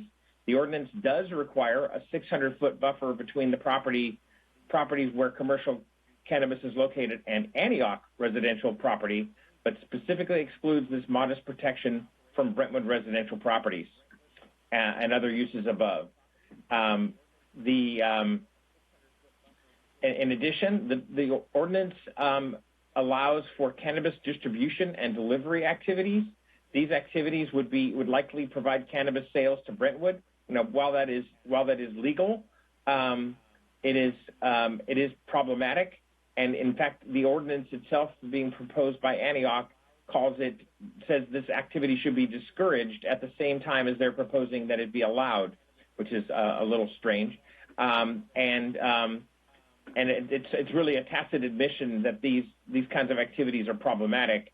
And the areas that are being targeted for changes are various throughout Antioch, but most importantly is in the Slayton Ranch area, which is right across the street from Brentwood residential neighborhoods and land zoned for residential. And without that buffer, cannabis operations could be occurring right across the street from Brentwood, from the Brentwood jurisdiction. So the cannabis activities will have negative impacts on our community. Cannabis activities do generate police calls. They do generate police activities. There have been numerous examples of armed robberies and weapons discharges as a part of cannabis operations. And for these activities to be occurring so close to our residents is unconscionable. Chief Hansen is I believe on at least available for this to be promoted. If you want to ask him about the dangers inherent in these activities occurring close to our community. So with that, staff's recommending that you direct us and two council members to help encourage Antioch to change their proposal to allow for a 2,000-foot buffer between commercial and cannabis operations, including buffering from Brentwood schools, parks, residential, and daycare and church uses. And also to prohibit the distribution and delivery of cannabis products instead of simply discouraging those uses, particularly in the Slayton Ranch area. Again, the resolution is calling for the council to designate 2 members, maximum of 2 members, to be able to convey the council's concerns to Antioch policymakers. With that, I'd be happy to answer any questions that you have. Are there any questions of staff? Councilmember Rary? I had a couple questions. While I agree, for the setbacks from our residents, just like they do from theirs, and from parks, we got to make sure there's parks in there because we lost out on the county's cannabis site there over off of Sunset and Sellers. But is this, how many meetings are we looking at? Is it just the planning commission, or are we expected to attend once it goes to, will it be going on to their city council? Will staff then represent the city? Because I think they have their meeting the same night that we have our meetings. How would that work? Yes. The approval would take an approval by the planning commission, which would recommend council approval. Then the city council would then have to consider the item and then have a second reading because it's an ordinance that is coming into effect. Well, if they do it that way, they could do it as an overlay and it could be a single meeting, but it's not sure. And for all we know, this item may not even come back to them, but given how fast these things move, staff wanted to have the authority to take action now, and in case they do come forward. And yes, if for some reason the council members who are appointed can't attend, staff can certainly represent what the council's actions are. Yeah, I hate to miss our meeting to attend their meeting, but that's why also, how much communication have we had back and forth with the city of Antioch regarding this? None. None. I can update that a little bit. I had some communication with the city manager in Antioch and expressed our concerns. He appreciated them and said that they would take them into consideration, but couldn't guarantee what his elected and appointed bodies would do, but they would take it into consideration. Yes, they have been just doling out those permits for those sites, so that it is a little concerning. Especially, at one point they did do a moratorium, but so their moratorium is now over. So nobody knows. Yeah, they did have a moratorium on cannabis permits for a short period of time while they determined, and this may be while they determine this, so it may still be in effect right now. But they did have a moratorium on it for a period of time. So, all right, thanks. Member Meyer? Thank you. I have a few things. The first thing is for Chief Hansen. What is the potential for the Brentwood Police Department being called to respond to criminal activities in Antioch from mutual aid?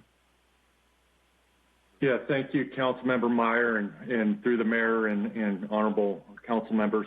I would say the potential's high. We are seeing an increase throughout the state on crimes related to these type of businesses.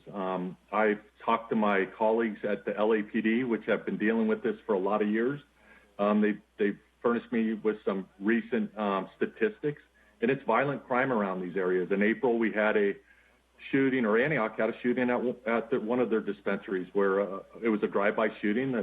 The victim was standing in the parking lot. It was shot twice, non-lethal rounds, but he was shot twice and transported to the hospital.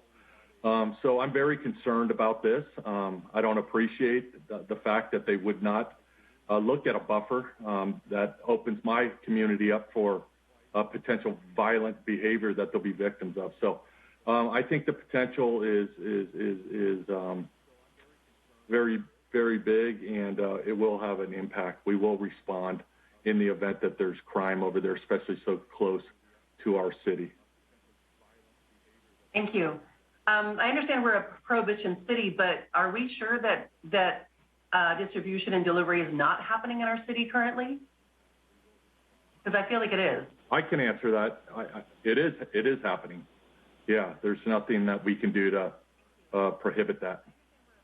And is your expectation is that it would get worse or be more impactful?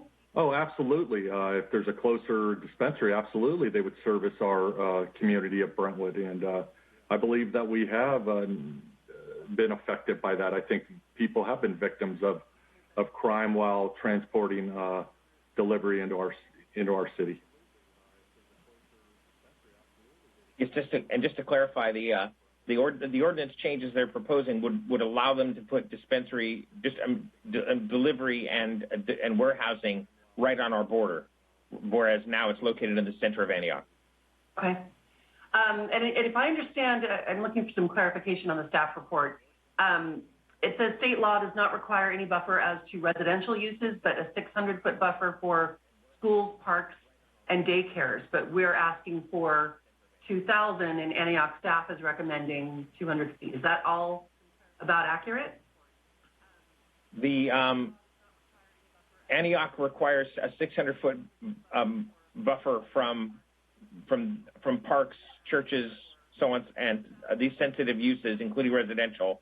But it does not include that buffer at all for Brentwood. So there's literally no buffer proposed for Brentwood. There's no state law that requires a buffer. It's a local land use decision.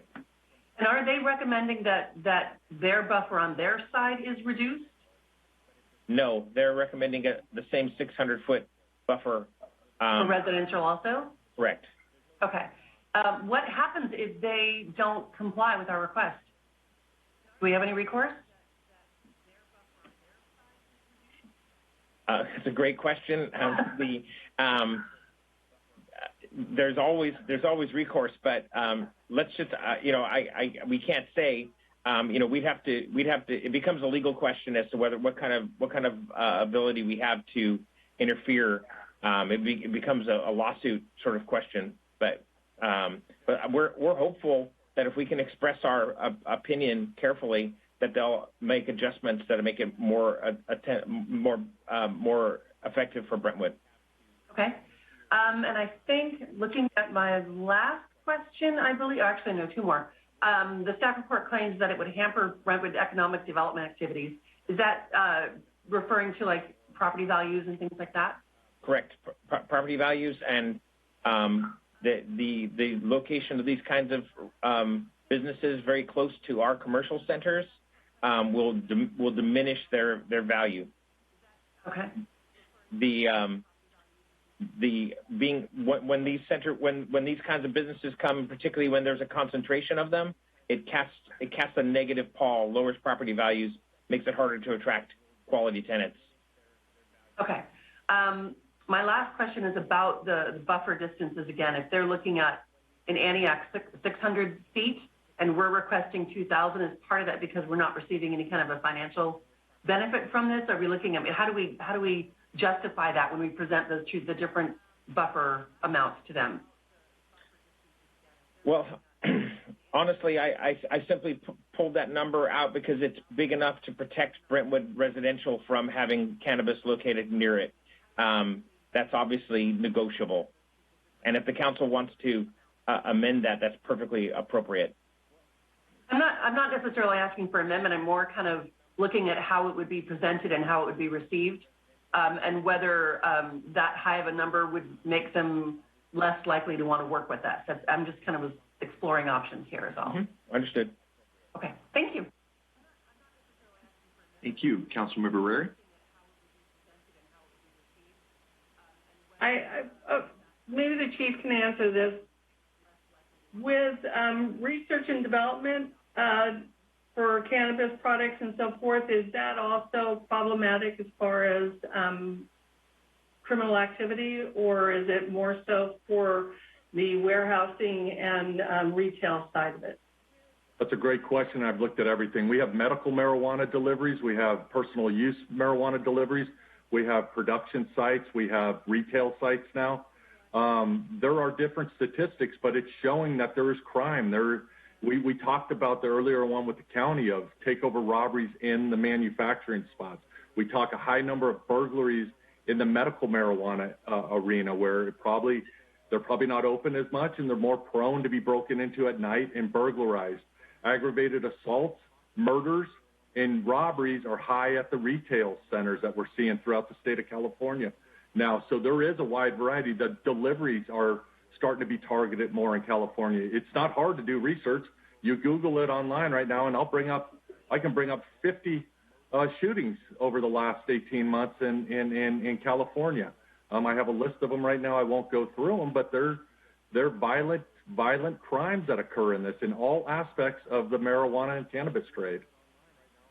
Yeah, and with easy access to Highway 4 right there, I mean, you know, if there was a point down of one of those places, they're on Highway 4 and gone. Well, we see armed robberies all over the state. If you study crime, most armed robberies do occur at 24-hour liquor stores located near freeways. I mean, it's pretty self-explanatory, but good point. Right, thank you. Vice Mayor Rodriguez? Yes, Terrence, currently, do we have anything that you see coming or within that area that's a church or school or park that we would need to be concerned in regards to the 2,000 threshold that you're looking for, buffer? That 2,000 foot buffer would include existing parks, and existing churches as well. But again, I honestly did just pick a 2,000 foot number because I knew it would really protect our community. So is there that we would have that, or that currently is in that area currently now? Within that buffer area, there are currently parks and religious institutions. Okay, thank you. Terrence, I also have a question. Do you have the ability to put up the image showing the area that they're requesting in the from the staff report, or you can just verbalize where it is? It's my understanding that it is very literally the property line from Antioch to Brentwood. The shopping center is the one with the Target, and it extends back to where the JCPenney's property line is, right up to the edge. I just want the community to be aware of exactly how close it is and what we're looking at, because, like all of the questions that have been answered tonight already, thank you. It's very concerning and very much a real danger to our residents, and not even just the residents that are living there or potentially parks or whatever would go in the residential zoning there. But bullets travels a significant distance, and they don't really care who they hit. Mm-hmm. And so that corridor is a very busy corridor, and there's just a lot of potential danger there. And I know we're handicapped somewhat from state regulations, but thank you for showing that. I just wanted the community to be aware of exactly what we're talking about. Vice Mayor Rodriguez. I'm sorry, Mayor. I forgot to put my hand down. Okay. If there's no more clarifying questions of staff, then at this time, we'll open public comment. I'll turn it to Margaret. I received 0 written public comments on this item. If you wish to speak on this item, please raise your hand using the Zoom feature, and I'll call upon your name if provided and unmute you to speak. Remarks are limited to 3 minutes per person, and your microphone will be muted after the timer has expired. I have 2 hands raised. I'll start with Rod, followed by Owen. Rod, go ahead. Yeah, thank you, Margaret. I just feel uneasy. I just read this in the agenda this evening, a little bit before the meeting, and I was at the meeting where the current laws were passed, where we prohibited everything, and at that time, the stated purpose was to just go ahead and make some laws right now because the state was going to take away our ability to do that if we didn't do it. And then I read the staff report that says, well, the intent of those laws was X, and that, that was the intent, I think, of some of the people voting on that, but some of the people that were voting on it just wanted to get control of it with the idea that we could come back later and revisit the issue as to what we want to do in Brentwood. And so I think that's a cautionary tale. If you intend something, when you write your laws, please make the statement of intent clear in the laws. And I will give you this, that Mayor Bryant, of course, spoke about the hazards, and I think that was his intent, but I think maybe some of the others didn't have that intent. I did see something maybe a lot of you didn't see after that. I saw a lot of anger on social media from people who felt like they were being kind of disenfranchised. This was a voter-passed initiative. It passed by a significant majority in the state of California, and I think there's going to be some constituency for retail, and there's going to be some constituency, very opposed to it. It's a polarizing issue. I just want to make sure that everybody in the city is heard, and this is something that I come back to time and time again. I think we don't have a consensus. I think we're moving ahead on things, making some assumptions about what the people of Brentwood want. Like I said, it's a polarizing issue. It's not an issue that I normally come here to talk about. I usually talk about land use. But I think that we want to be careful. And, when we start talking about crime, well, Antioch already has a couple of these stores. Have they had any crime? I don't know. There are, 50 incidents around the state of shootings, but how many stores are there? How many shootings are there at liquor stores? Things like that. There's a lot going on here, a lot to process.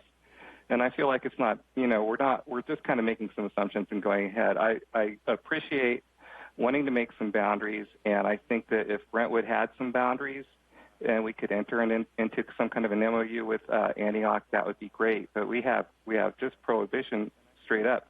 So it's hard for us to go there and say, oh, this is what we would like. Show them what we would like. Do something here. Thank you. The next speaker is Owen.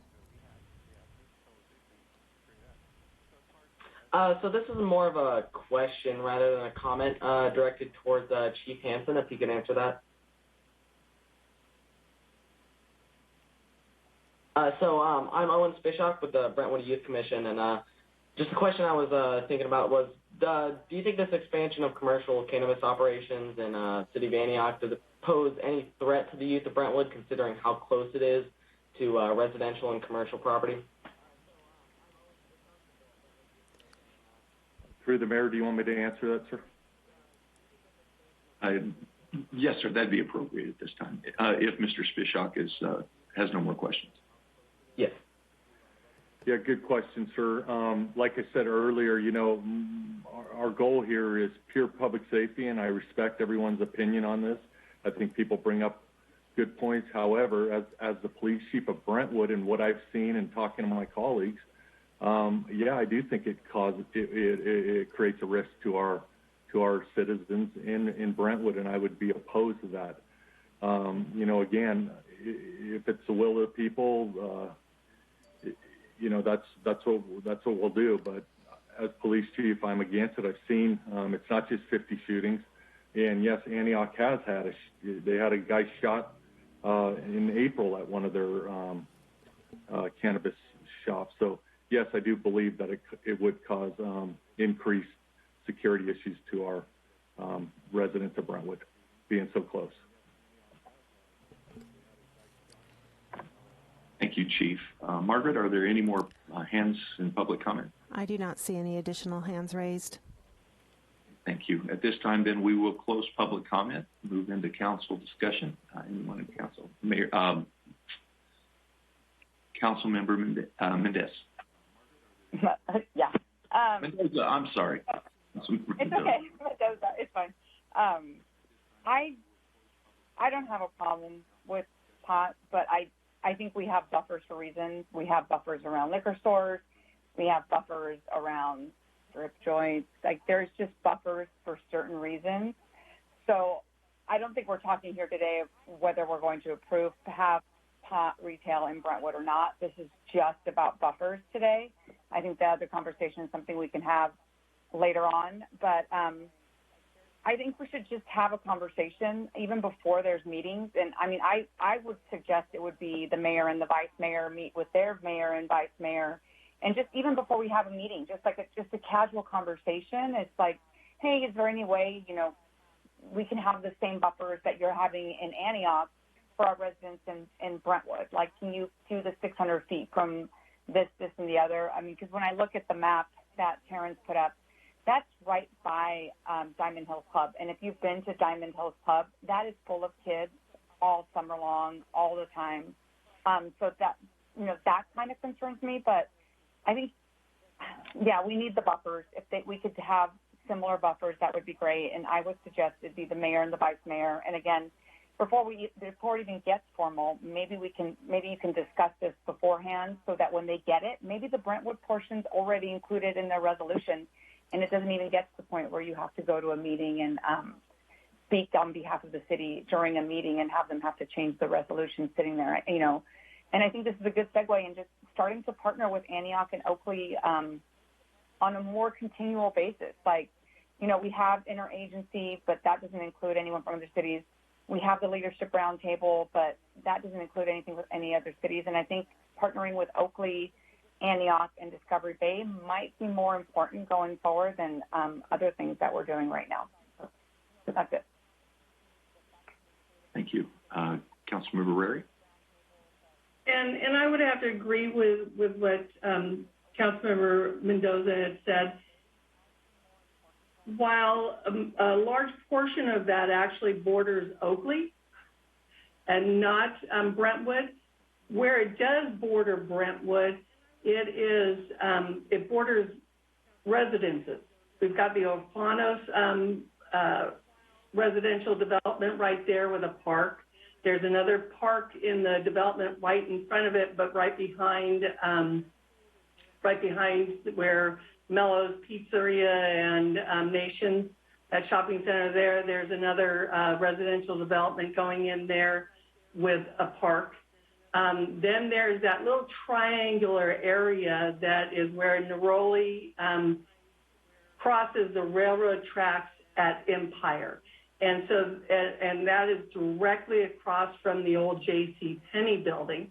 And that triangular area is also residential, and the last area within our town zoned for a homeless shelter.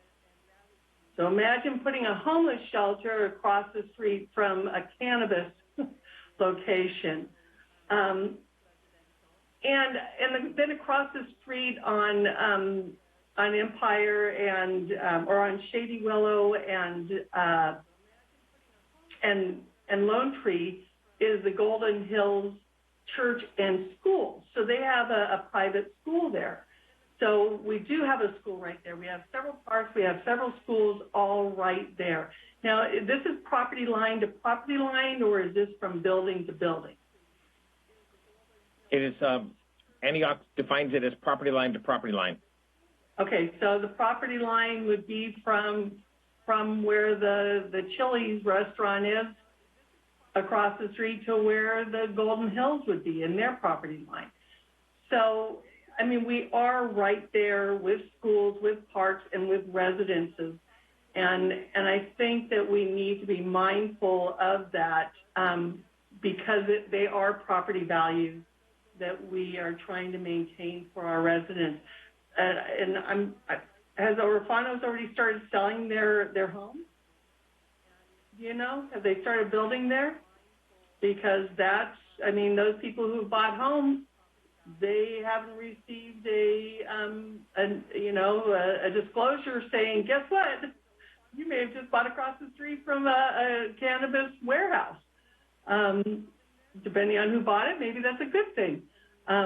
But, you know, we do have a large contingent in our area of people who enjoy cannabis, especially our older population. They, you know, a lot of them need it for the aches and pains. The gummies are very good for relieving the pain and for helping them sleep at night when they're just really achy. So I do think that there is a benefit to it, but I'm also concerned about it being right next to residential parks and schools. And I agree. I think maybe if the mayor and vice mayor were to sit down, maybe even get Oakley in on this, because it is going to border right up against Oakley as well. And for the six of you to get together and discuss this and maybe come to an agreement where, well, you know, you can't tell the other three what to vote, but, you know, maybe come to an agreement that, yeah, let's create a buffer zone. Thank you. Vice Mayor Rodriguez.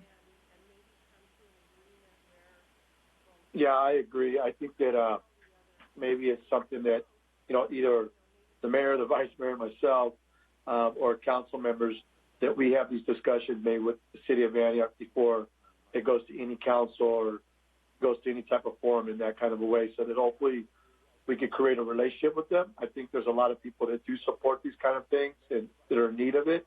And I also don't think that we need to bring it up at a council meeting. I think there's a lot that we could do behind, I mean, with other meetings before actually going to a council meeting or anything like that. So, I mean, I know as a vice mayor, I would be willing to be part of that discussions with Antioch and then hopefully Oakley as well. But I think it's right. I think the best thing to do is to have these discussions at a meeting with just ourselves at first before bringing it to a larger forum or anything like that. Thank you. Thank you. I also agree. We all know that we have experienced the frustration of being invited to a table when all the decisions have already been made, instead of spending some time in the planning process and working these things out. I believe that we could be successful working as council representatives with the city of Oakley and the city of Antioch. I really want this to potentially be an opportunity at beginning so that our cities can work together. Everything that happens that affects Antioch or Oakley or Brentwood, it really affects all of us because we all spend time in the entire region. And again, I totally agree. I understand that this is legal and The usage of marijuana and legalization of it in California did pass by a great majority. But that isn't what this topic is about right now. For me, it quite literally is a great concern. In where the shooting was located in Antioch, within 10 feet of their property line is a youth sports facility that has indoor baseball and outdoor turf areas for young people to work at. It's connected to the property line. And so when I heard about that shooting, several months ago, I was very concerned because, again, there's children involved, there's families involved, and there are people that are going about their day purchasing what they can legally purchase at that location, and they're in the line of fire, quite literally at that point, at that location. And if we can work to create some safety barriers and buffers around these areas in our community, that does not, preclude Antioch from having them and doing it legally and all of the things that we know on a state level that they can do.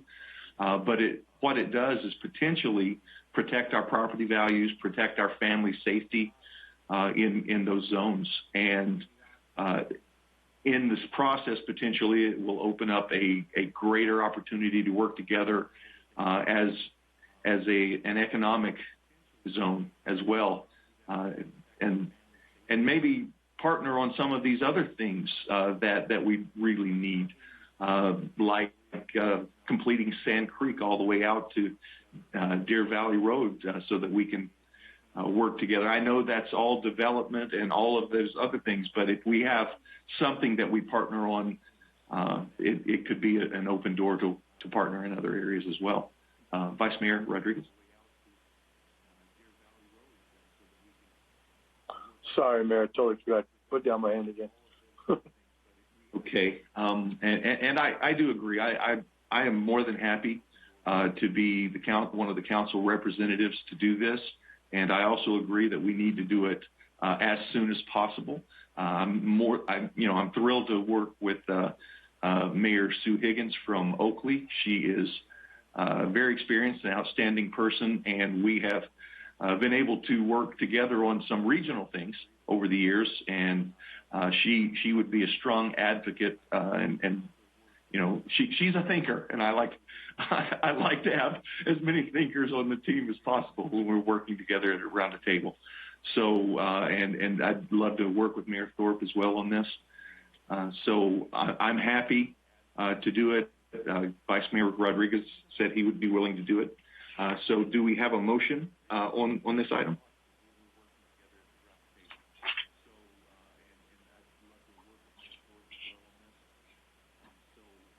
Does the motion need to include the mention of the collaborative meeting happening potentially with the mayors and vice mayors? I will leave that up to our legal counsel. Good evening, Mr. Mayor and City Council. Thank you for the question, Councilmember Meyer. I've been looking at some language while you all have been talking, and I wonder if you would be amenable to changing the resolution to direct the city manager or his designee and the mayor and vice mayor to convey to neighboring jurisdictions, which leaves you some opening as to who to sit down at the table with, the city of Brentwood's position, and then we just need your position articulated so we know how your designees will be directed. I'll await your direction in that regard. So I'm happy to make that motion, but have we decided that 2,000 feet is the buffer we're specifically asking for? It would be my recommendation that if you don't ask it, you never get it. But you just ask for it, and during the conversation, I'm sure that there would be a number that works for everybody. Let me rephrase that. I sincerely hope that there is a number that we can all get to. But I think Terrence's thought process has a lot of merit, and again, I wouldn't be surprised if eventually the numbers change, but it's if you don't ever ask, you never get it. Councilmember Rary. Yeah, I just pulled up Oakley's general plan map, which was adopted last year. And while the majority, well, actually, the area that borders our water treatment plant is a large portion of the area towards Laurel Road, the Laurel Road exit off of the highway. They do have an area that's closer to Brentwood that is multifamily units. So, maybe even talk about moving, if they're going to have that type, move it closer toward where and away from the residential completely and up near the water treatment plant and the other commercial area that Oakley has. So that's just a suggestion that in working with them that Oakley might agree to, and maybe if you had an option, something that you could give to Antioch, that they would say, we can understand that. So that just a point of view there before we finished on.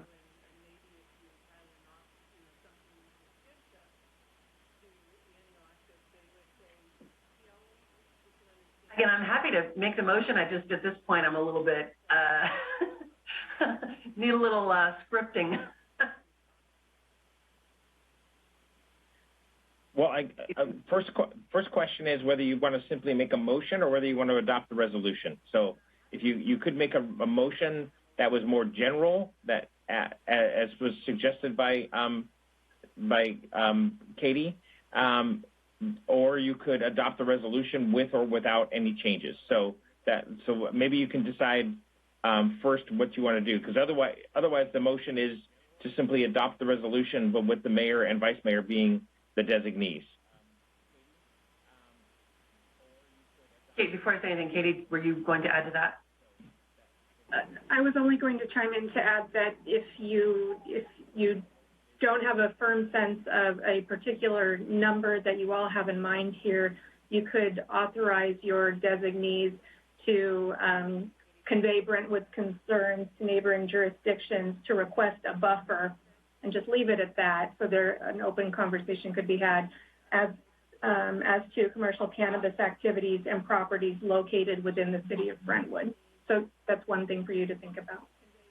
And I think the motion is the appropriate move at this point. Is there enough that I can just say so moved at this point? Yeah, but I also think that we can't forget to, I think we also can't forget to include that the city we wouldn't go in any direction until being able to have discussions with those two different parties, right? So that, we're not moving forward without us all meeting and not just showing up to a council meeting and saying, expressing our concerns. We would want, the first step would be able to meet with them. Should that be said in the motion as well?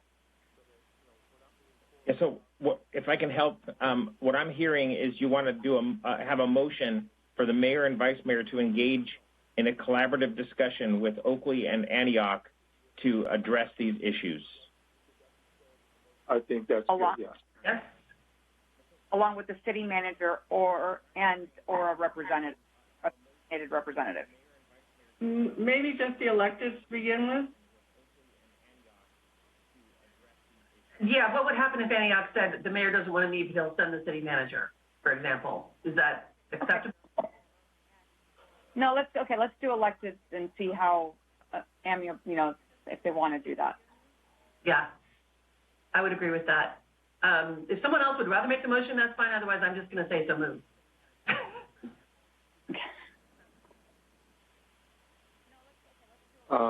I'd like to make a motion that we work collaboratively, oh man, that word didn't come out, with Antioch and Oakley to further discussions in regards to the location of the cannabis proposed by the city of Antioch. with the representation of the vice mayor, the mayor of each city. I hope I didn't even say that right now. Go ahead, Mayor. I'm sorry. I'm sorry. I had muted myself and was so eloquently recommending something, and no one heard. I was recommending that we frame it the way Katie had presented it. The process would be that the electeds would meet first, but should the process continue, we already have in place additional language to accomplish that. I did all that. So moved. So moved. Second that. We have a first and a second. Roll call vote, please. Aye, yes. Councilmember Mendoza? Yes. Councilmember Meyer? Yes. Councilmember Rary? Aye. Vice Mayor Rodriguez?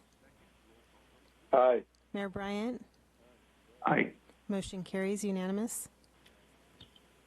Okay, we will move into item E3, discussion and direction about timing and method of returning to in-person public meetings in the council chambers. Mayor, I'm sorry to interrupt. Can we take a very short break? We'd be happy to do that. Like 3 minutes? I don't know. If council is okay with that, we will take a 5-minute recess. Is council okay? Okay, 5-minute recess. Thank you.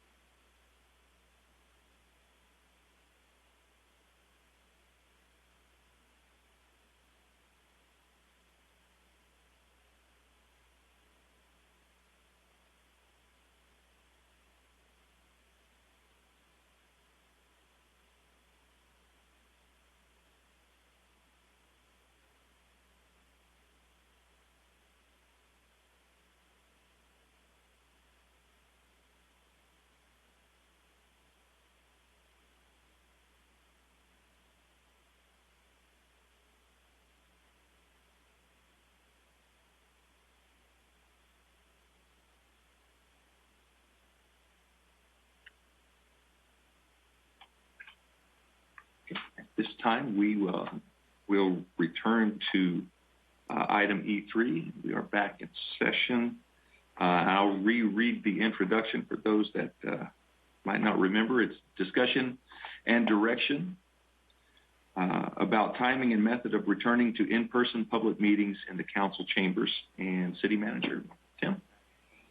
Mayor and Council, back in June of this year, we were looking at California and the state lifting regulations and restrictions for the reopening plan, and COVID was under control at the time, and we made some decisions then to consider returning in September for hybrid council meetings in person and broadcasted virtually, and then reevaluate towards the end of September for considering bringing the public into the City Hall building in October to join us in those hybrid meetings going forward. In light of the COVID situation dramatically looking worse, wanted to put this on the agenda to get some direction before we consider coming back in September and see if you want to reconsider coming in person. I think with the cases increasing, although looking at the county's website, we're down over the last 2 weeks in cases, but hospitalization's still up. So it's definitely a concern. You're saying no? They're saying they're down percentage-wise in the last 2 weeks. So it's something to reconsider about whether it's really the right timing or not. And I think council staff would agree that maybe it's not the best time to come back into the council chambers and start inviting the public to participate. So wanted to give you the forum to set that policy and give us some direction about when you'd like to return, or if we want to just check in again in 4 weeks, 6 weeks, whatever, and see if the timing looks better for that. And are there any clarifying questions? Councilmember Mendoza? Well, real quick on the numbers, maybe county-wise, but not East County. East County is actually not doing great. Like 31 cases, 30 cases, 35, 35, 45, 30. So we're not, as a city, doing great. So maybe county has stabilized, but East Contra Costa has not. Also, when it comes to the vaccinations, 71.1% is over 12, but we know herd immunity is total population, and we're only at 61.8% for total population. So I have concerns about that. So that was just kind of a comment about that number, that we've stabilized, or we're down, we're not. Councilmember Rary? So the governor's order allows this through September 30th, correct? That's correct. I spoke with Sam from the League of California Cities today, and she did say that they are trying to extend that through 2024 for emergency situations, but because of how this bill would go through, it wouldn't take place until January 1st unless they add an urgency clause to it, which they're still trying to work through. So the league, I guess, has been working, I'm not sure who they're working with, but they're trying to pass a bill to allow it in emergency situations without having each one of us to give our home address out to the public if we're going to do it from home. The other thing, did we ever get the plexiglass between the council seats on the dais? We've procured some estimates on it, and it's a few $1,000s to put those plexiglass pieces in place, but we haven't proceeded with getting that put in place yet. It wouldn't take very long, but a day or two to put it in place. Just between 5 people, or is that between each staff member as well? I'm recalling it was 12 sheets of it, so that would cover the directors and council. Okay. I was wondering what the total amount was. All right. And we're going to be out of chambers through in October anyway, aren't we, because of the replacement of the video equipment? That project is delayed. I think it's not till late November, early December, so it wouldn't really affect this decision. Okay. All right. Thanks. Councilmember Meyer? I have a lot of comments, but I'll save those for when we're doing comments. But my one question would be to really just to hammer in the question, are we willing to enforce whatever it is that we decide we're going to do? I mean, how are we how dedicated are we going to be to enforcing any of these things, like if it's a vaccination card or if it's a mask or whatever. And like I said, most of what I wanted to say was comments, but just to start the conversation.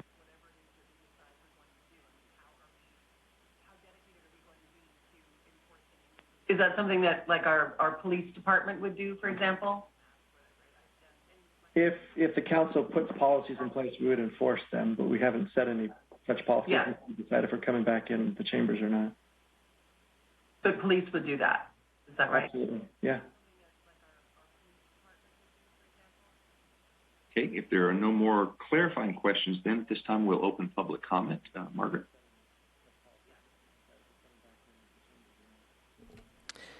I received 0 written public comments on this item. If you wish to speak on this item, please raise your hand using the Zoom feature, and I'll call upon a name if provided and mute you to speak. Remarks are limited to 3 minutes per person, and your microphone will be muted after the timer has expired. And I have 1 hand raised, and I'll go ahead and call on Rod. Rod, go ahead. Yeah, thank you, Margaret. I just really want to say quickly, first of all, thank you to all of you. And I really mean that from the bottom of my heart for not only trying to keep us all safe. As you know, I like to come to the city council meetings, and I really appreciate the opportunity to do it through Zoom. I hope that can continue whatever you decide to do tonight. I'd like to see everybody stay safe. I do appreciate also, by the way, I just want to say that all the city council members have stood up and encouraged people to get vaccinated. And I just think that that's terrific and more courageous than it needs to be, but it is a courageous thing in this time. I do hope that whatever you decide to do is done, in the best interest of safety. There is the Delta variant, and it's alarming, to say the least, that even those of us who are vaccinated might get it. I do also want to say that I think that with the vaccine now fully authorized, I believe you're probably able to make it a vaccinated-only attendance as long as you provide the Zoom option for people who don't want to be vaccinated. And ironically, I just found out this week how you can set up your cell phone to read those QR codes that they're giving out so that you can just have somebody quickly just point their cell phone camera at somebody's QR code and you can see that they are vaccinated. So with that, I just again want to thank all of you, I sincerely mean it, for the things that you've been doing to keep this community safe. Thank you so much.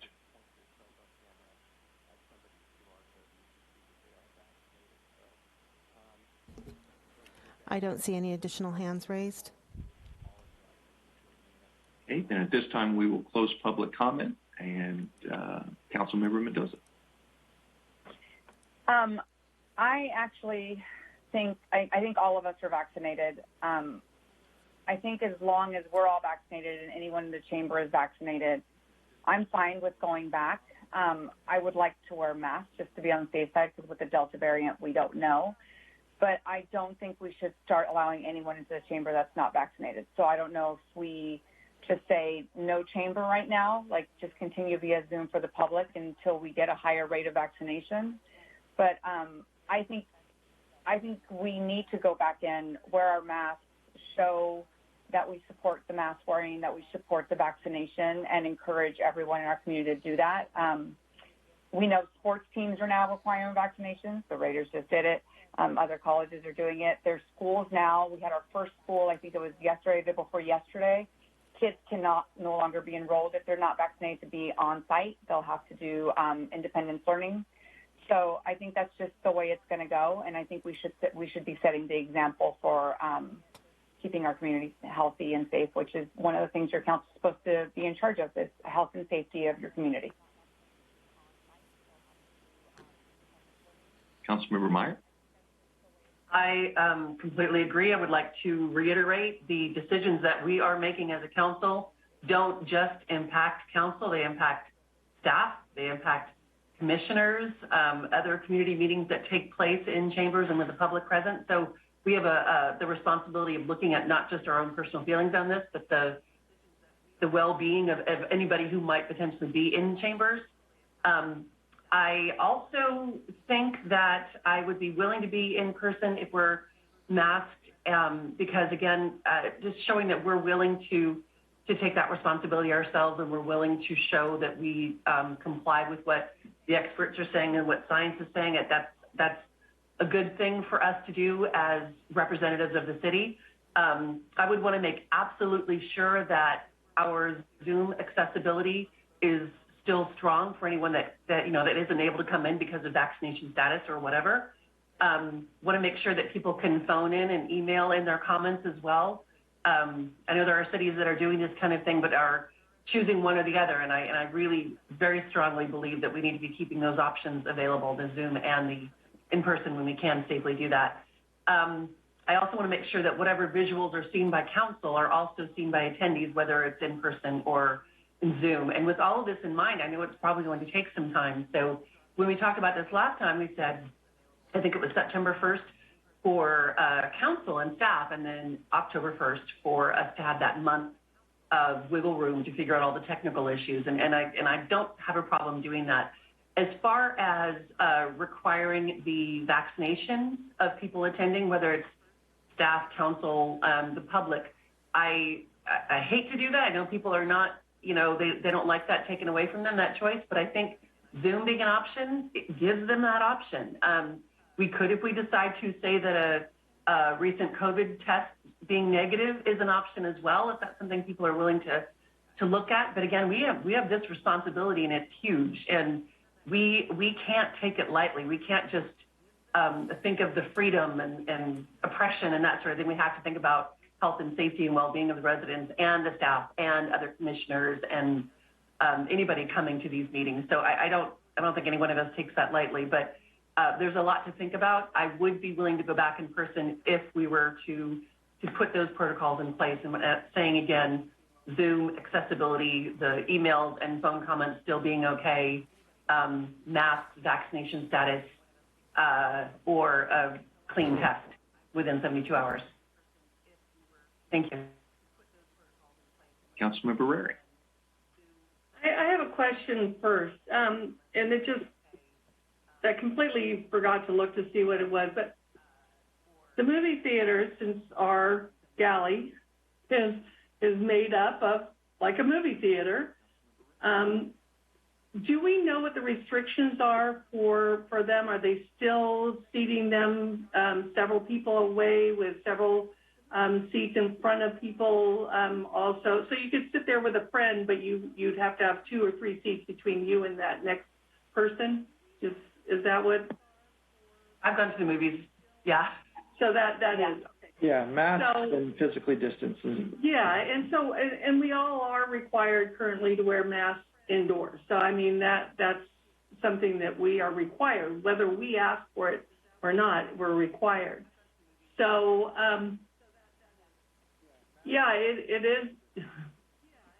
it is kind of hard when you ask somebody, to come and sit down and the person in front of them is, sneezing and while it's, it could just be allergies, there's a concern there. But yeah, as long as we do a hybrid on it,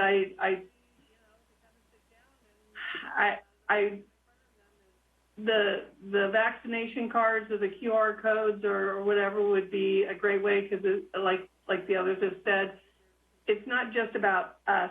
We're setting the stage for every other commission that we have, and some of our youth commission they can be as young as 12, right? Isn't it like 7th and 8th graders?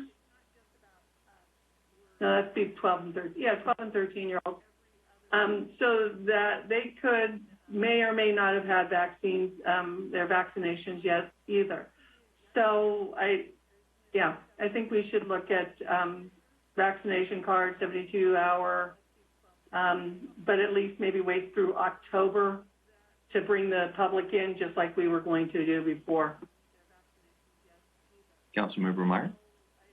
Just wanted to remind anybody watching at this point, this is definitely not what any one of us wants to do, and we are following protocols because we're following science and because we're trying to represent what we're being advised is the right thing to do, and because, again, we are responsible for health and well-being.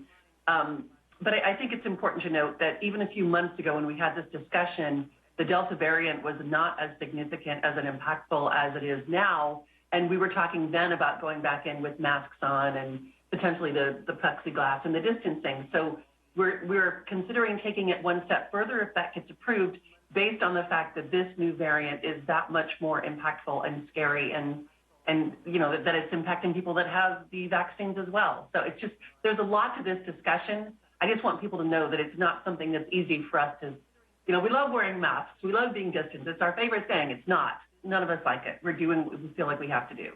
Thanks. Councilmember Rary. You know, you brought up a good point on that, is that the Delta variant is different. You know, I shared with both Councilmember Meyer and Mendoza today that a childhood, somebody I grew up with, she actually on the 10th of August wasn't feeling good. 2 days later, she got her COVID test saying that she was positive. On the 16th of August, she was in the ER and admitted. On the 19th, she was in ICU, and yesterday she died. So it is a whole different monster out there. It seems to be going faster. It's hitting kids a whole lot more so than any of the others. And so we're taking a precaution. We're doing it for the safety of our residents and for our staff and for other commissioners. And hopefully in time, our numbers as far as vaccinations will go up, and we'll be able to get back out to a new normal. Vice Mayor Rodriguez. Yeah, I feel that, you know, I'm okay to go back into council as long as everybody has their vaccination. And also, of course, we all have to wear a mask anyway. But I think that not only including our council, but I think our staff too, if they're going to be participating in the meetings there in the chamber. When it comes to the public, I think that obviously they should be vaccinated as well and also have to wear a mask. We have virtual right now council meetings, so obviously if people are not or choose not to, that's their choice. But I think that they can still participate in the meetings online, which is great. But I'm also, you know, concerned about the safety of not only ourselves, but our staff and then also the residents that would be participating. But I think that at first, I think it'd be good if it was just us and our staff, and then maybe we could go back and look at it. And I think Councilmember Rary or Mendoza, as somebody had said, come back in October and maybe explore where we're at with things and then maybe open it up to the public then. But I think for now, I think the staff and council members should be vaccinated and also have a mask if they're going to be participating within the chamber. I know it's pretty strong in Brentwood. I think that, I'll be honest with you, currently in Brentwood myself, I have over 7 family members that have COVID. My father just recently got it, and he got both shots and ended up at Kaiser. So it is very strong. I think we need to take it serious. And my father, thank God, that he took the vaccine. He had both shots, so that they felt that really helped him tremendously. So I think when we go through this process, I think not only do we have to take ourselves in consideration, but also the people that want to attend. So that's where I'm at with that. Thank you. As far as us getting together, I am certainly comfortable with council and staff being together in the council chambers.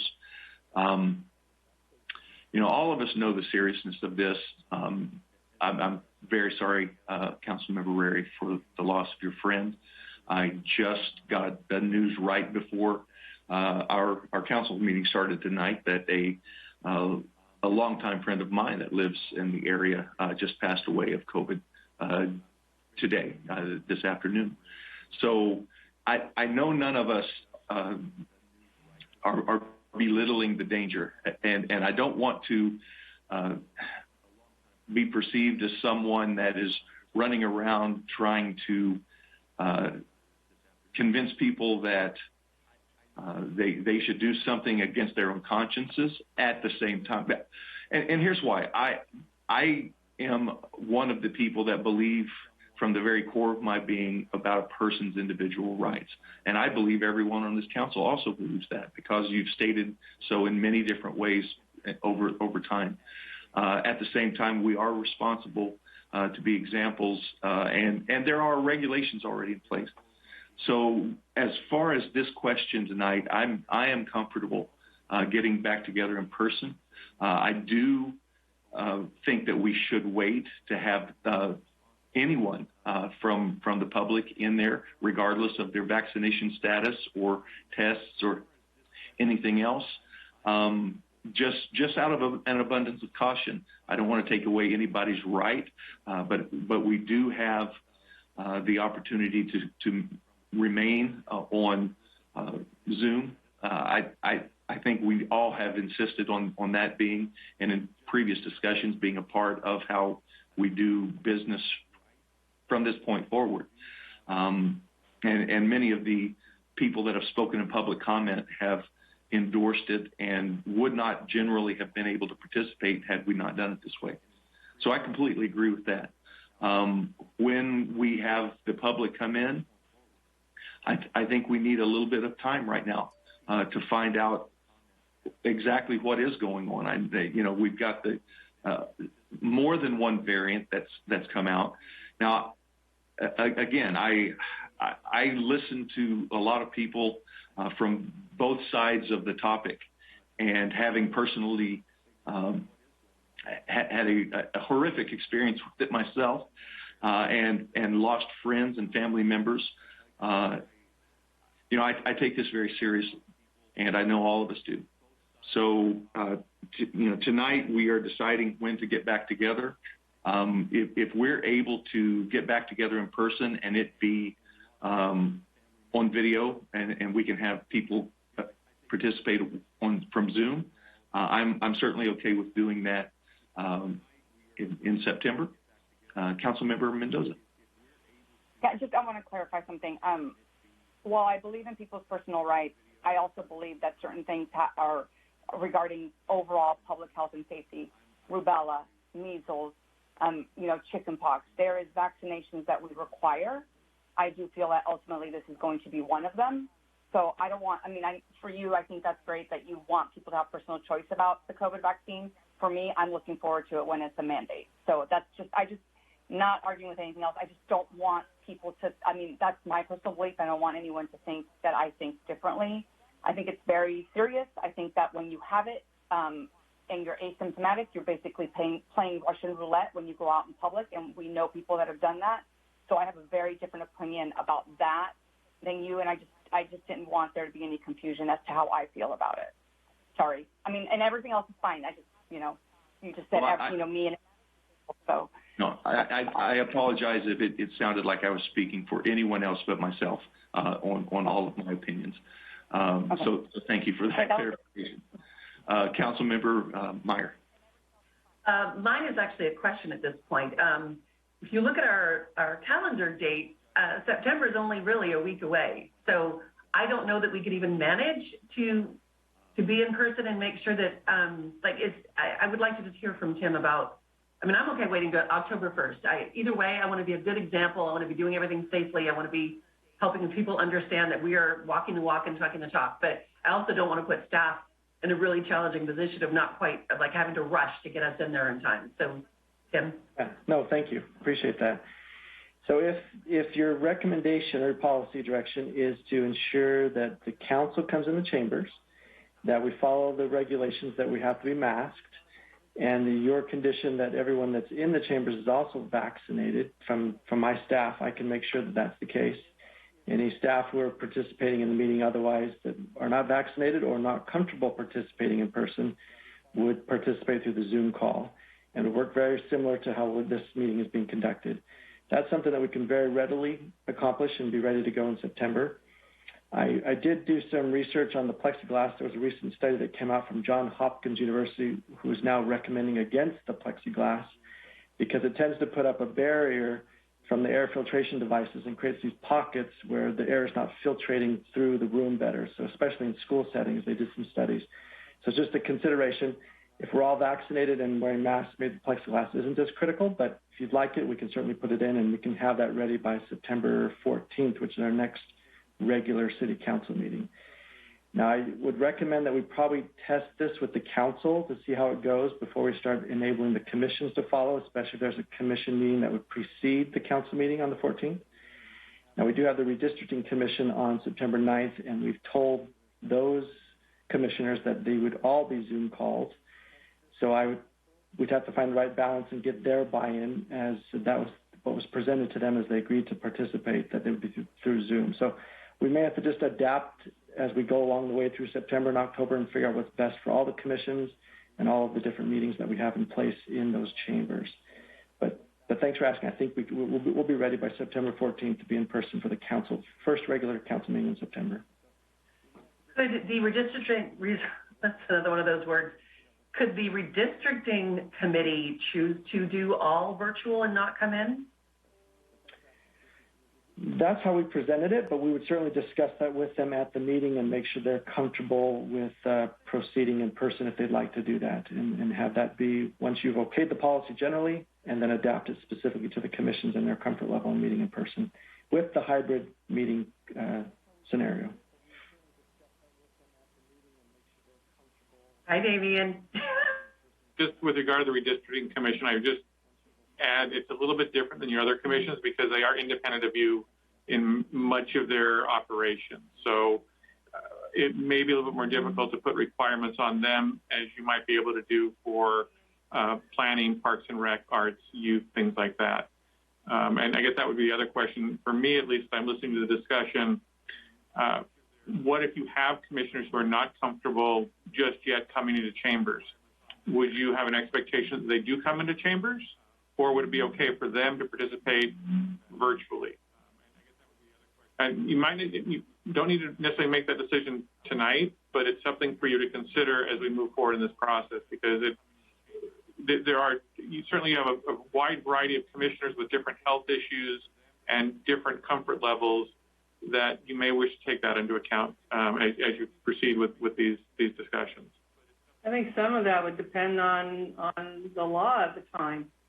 I mean, right now it's through September 30th, but unless it gets extended, they would have to give their home addresses as a notice of where their meeting is, and allow for their home to be entered into for public comments. Yeah, and I think it'd be awkward if you had 2 in the chambers and 3 participating via Zoom with the commission. It really should be all or nothing, so we'd have to kind of work through that. And then that assembly bill that's going through, right now it looks like it's only for cities larger than 250,000 in population, so it wouldn't even apply to us. So we need to figure out what the laws are doing, what the governor's going to do over the next few weeks and months as well.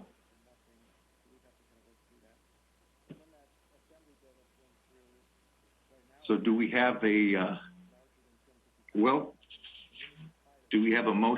Have we taken public comment on this? Let's see here. No, we have not taken public comment. Oh, did we? Okay, I'm sorry. Forgot to mark that off. Do we have a motion on this item at this time? And if I could, the motion, if you could just make sure it's really clear for us that you want to come back at your first regular council meeting, hold off on the commissions until at least after that first council meeting to see how it goes and work through the technology, et cetera. And then whether you really want the plexiglass barriers between each council member and each department head, if at this point we're all vaccinated and all wearing masks consistent with the county regulations. So if you could just clarify those in your motion, that would be helpful. And go ahead. I'm sorry, do we want to allow anyone in, like, for example, staff, if they've had a clean COVID test, or is that something we want to just, we're allowing access so we don't need to allow that? I'd recommend let's tackle that later down the road once we overcome some of these initial hurdles of meeting in person for the first time, broadcasting virtually, seeing how the Zoom call works, some staff participating remotely, all that, and then see if we want to adapt to additional circumstances and scenarios where certain staff are not vaccinated but want to come in the chambers. So I'd say let's play that through. So I do have a question regarding microphones. So we're going to be talking through masks. And so we are not to remove the mask, correct? We need to keep the mask on our face at all times, even when we go to speak. So I guess we need to slow down, speak, enunciate. Yep, that'll be more critical. Well, then I will make a motion based on all of those things. I will not, I don't think that we need the plexiglass if we're all masked up and we're all vaccinated. So, as Tim had suggested, that's my motion. I second that. And if I can just clarify that, I like to do this, that the motion is to come back for your first regular meeting in chamber on September 14th. All council members and staff attending the meeting will need to be vaccinated and masked throughout the meeting, and there will not be any plexiglass barriers between the council members or staff. Is that correct, Councilmember Rary and Councilmember Mendoza? If I can make one suggestion that's not necessarily not from the legal side of things, but if we could say we're going to shoot for September 14th, if for whatever reason technology gets the best of us, that the city manager is authorized to move to the September 28th as your first meeting back. I trust we'll be able to do it, but there's that small part of me that there's going to be a lot of moving pieces here, that just having that flexibility might be helpful. I will amend it. I'll amend my motion to include that. And one more idea. Is the wearing the mask because it's the county health order now, or you want to wear masks even if the county health order says you don't have to wear masks if you're vaccinated? That might be helpful so we don't have to come back to you to say, is the direction different? I think we make that decision depending on our numbers at that point in time. Okay. I have one question. So when I did jury duty, we had to sign, I think, an affidavit that we were vaccinated, or people could bring in their card. How do we want to go about? Do we want to bring in our card? Do you want to use the app? Do you want people to sign an affidavit and self-attest that they're vaccinated? Do we need to define that? If the council wants to show your vaccination cards to staff as you come in, we'll take that, and I'll take care of the employees and making sure that they prove evidence of their vaccination if they're coming into the chambers. Okay. Not mine. All right, so that's the motion. And I second that. We have a first and a second. Roll call vote, please. Councilmember Mendoza? Yes. Councilmember Meyer? Yes. Councilmember Rary? Oh, excuse me. Aye. Vice Mayor Rodriguez? Aye. Mayor Bryant? Aye. Motion carries unanimous. Okay, moving into requests for future agenda items. Are there any council members wishing to have an agenda item placed on a future agenda that you have a future agenda item request at this time? The Moms Demand Action has spoken to quite a few of us, and I understand their concern. Just on the news 2 days ago, a child shot their mom while she was on a Zoom call because the gun was not properly stored. So I just need to understand, what is their request versus what the state requests? Is there a county standard? Can we compare all of the standards and understand, do we need to do more? Why are they asking for more? As a city, how do we feel about it? Just storage, right? Not you can't have guns or anything, but just the storage of it. I'd like to be able to compare those and feel good that we are doing the safest thing possible for our residents. Okay. Is that clear to staff? Okay, thank you. Any other future agenda item requests at this time? Okay, seeing none, we'll move into item F2, requested items, future agenda item requests from Councilmember Rary for City Council discussion of and possible direction to staff to examine how to increase the involvement of school district representatives in the development approval process to facilitate greater resources being provided to the districts above current impact fees.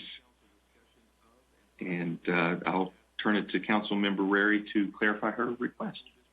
Well, you know, as I brought up last time, we did work with the fire district to try to increase funding for the fire district by working with developers to fund a CFD that was non-existent, you know, so that their impact would help.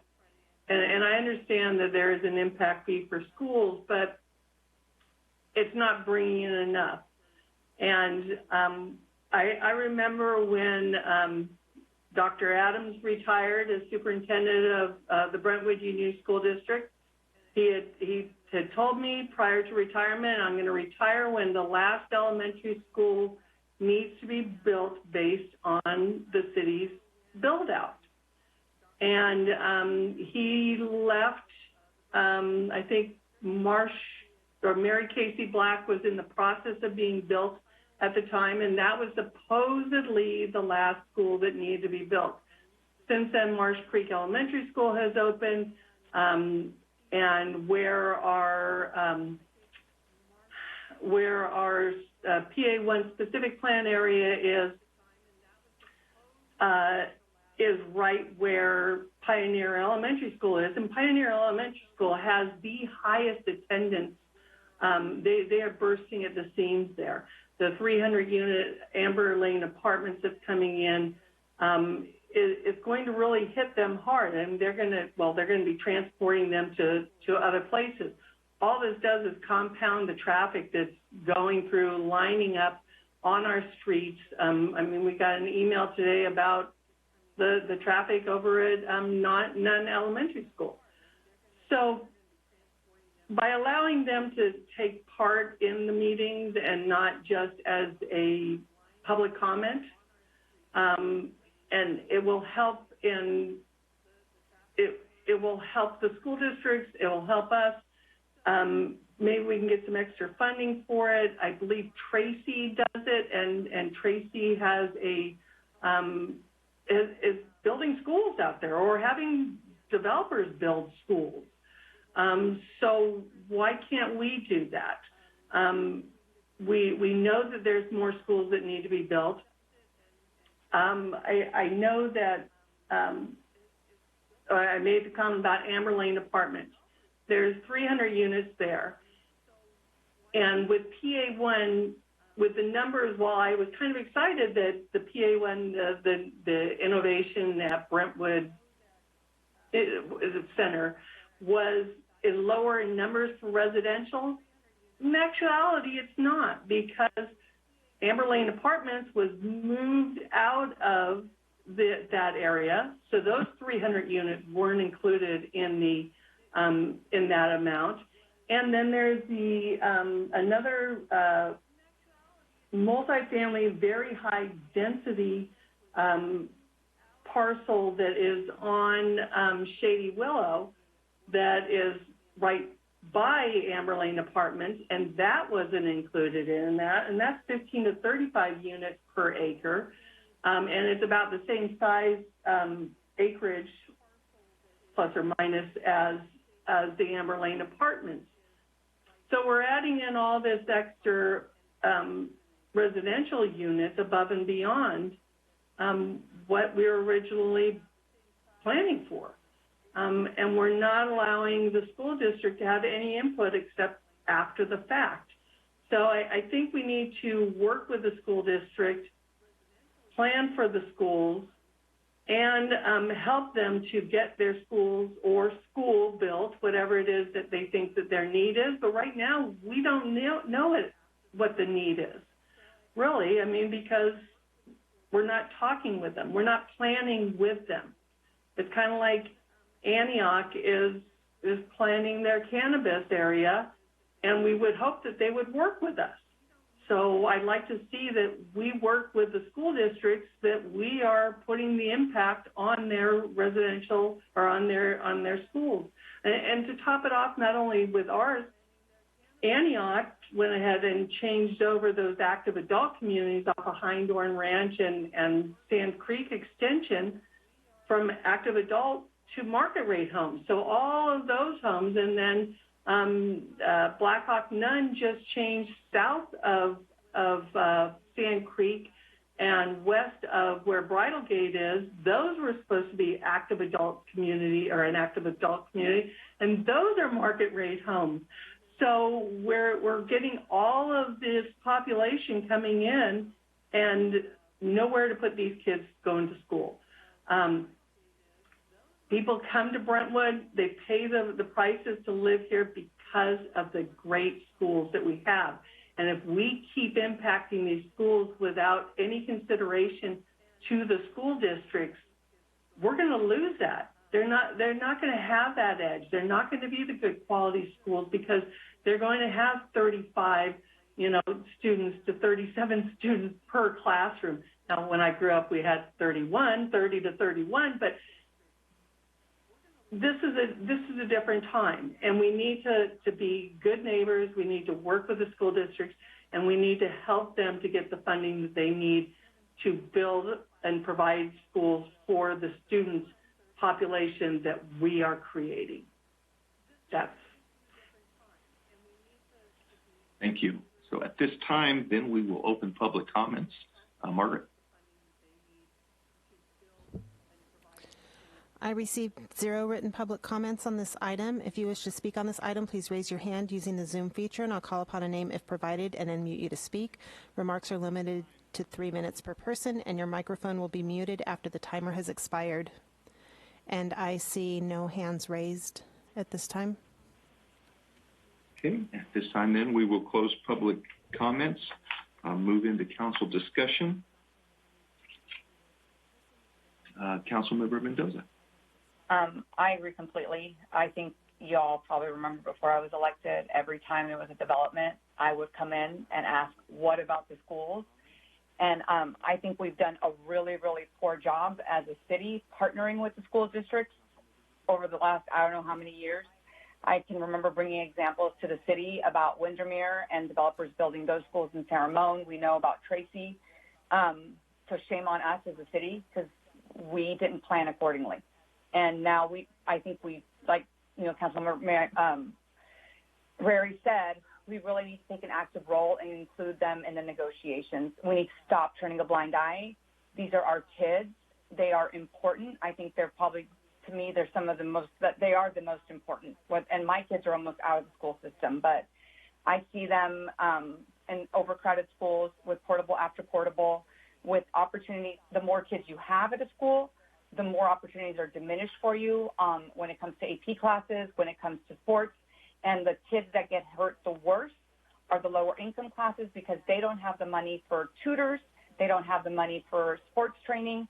So the more kids you have at a school, the disenfranchised kids become even more disenfranchised. So I think that we should include them in everything. They should be privy to applications. They should be privy to estimated populations. They should have all of the information our staff has at the jump, not at the end.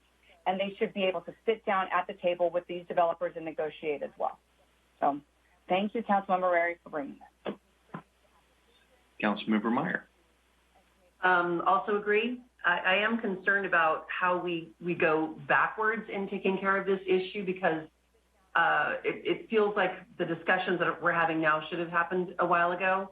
So I'm not sure how we go backwards, but I do feel like this is definitely a concern. And we attended the convocation at Heritage, and Superintendent Volta was talking about how they had expected actually some drop in student body head count, and instead it was higher. So even with the expectation, but we also know that all these developments are coming in that were planned years ago, and those fees are all taken care of, and those are all set. So I don't know how we, again, backtrack, but I definitely feel like we need to bring them in to the conversation. I'm really very happy that we're bringing this conversation up. My kids have graduated, so I have no skin in the game that way as a parent, but as a city council member and a responsible resident of the city, I absolutely think we need to prioritize this in any way we can. Thanks. I also agree completely. I know that I have met with Dr. Eaton regarding this, as well as some of the school board members as well. And it is exactly what we have to do going forward. Without this, there is very little hope that we're going to have schools to accommodate our growth. And, you know, and I also agree with Councilmember Mendoza. Our kids are the greatest resource we have. They are quite literally the future of our community and our country. So one of the main reasons people have told me they moved to Brentwood is because of our outstanding school system here. And we've got to continue to have that if we want to continue to have families moving in that value the core values of our community, our families and our safety and our quality of life. And it begins with having the resources that they need. So I completely agree with this. Vice Mayor Rodriguez. Yes, I totally agree as well. I know I spoke with Superintendent Eaton as well, and also as a former school board member, the collaboration between the city and the schools are very important. And I know historically there's always been a little bit, the partnerships haven't been as good.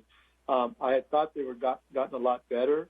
I actually thought that the school district was a little bit more involved when it came to developers. I know it's been a while since I've been part of those discussions, but yeah, I think of course. I mean, I remember about 3 years ago now, the biggest thing when I was campaigning was around a lot of these people was around them moving to this community because of our schools. So I think it's important that we try to continue to build those relationships with the school district. And yeah, I'm glad that this is being brought to our attention again. Thank you.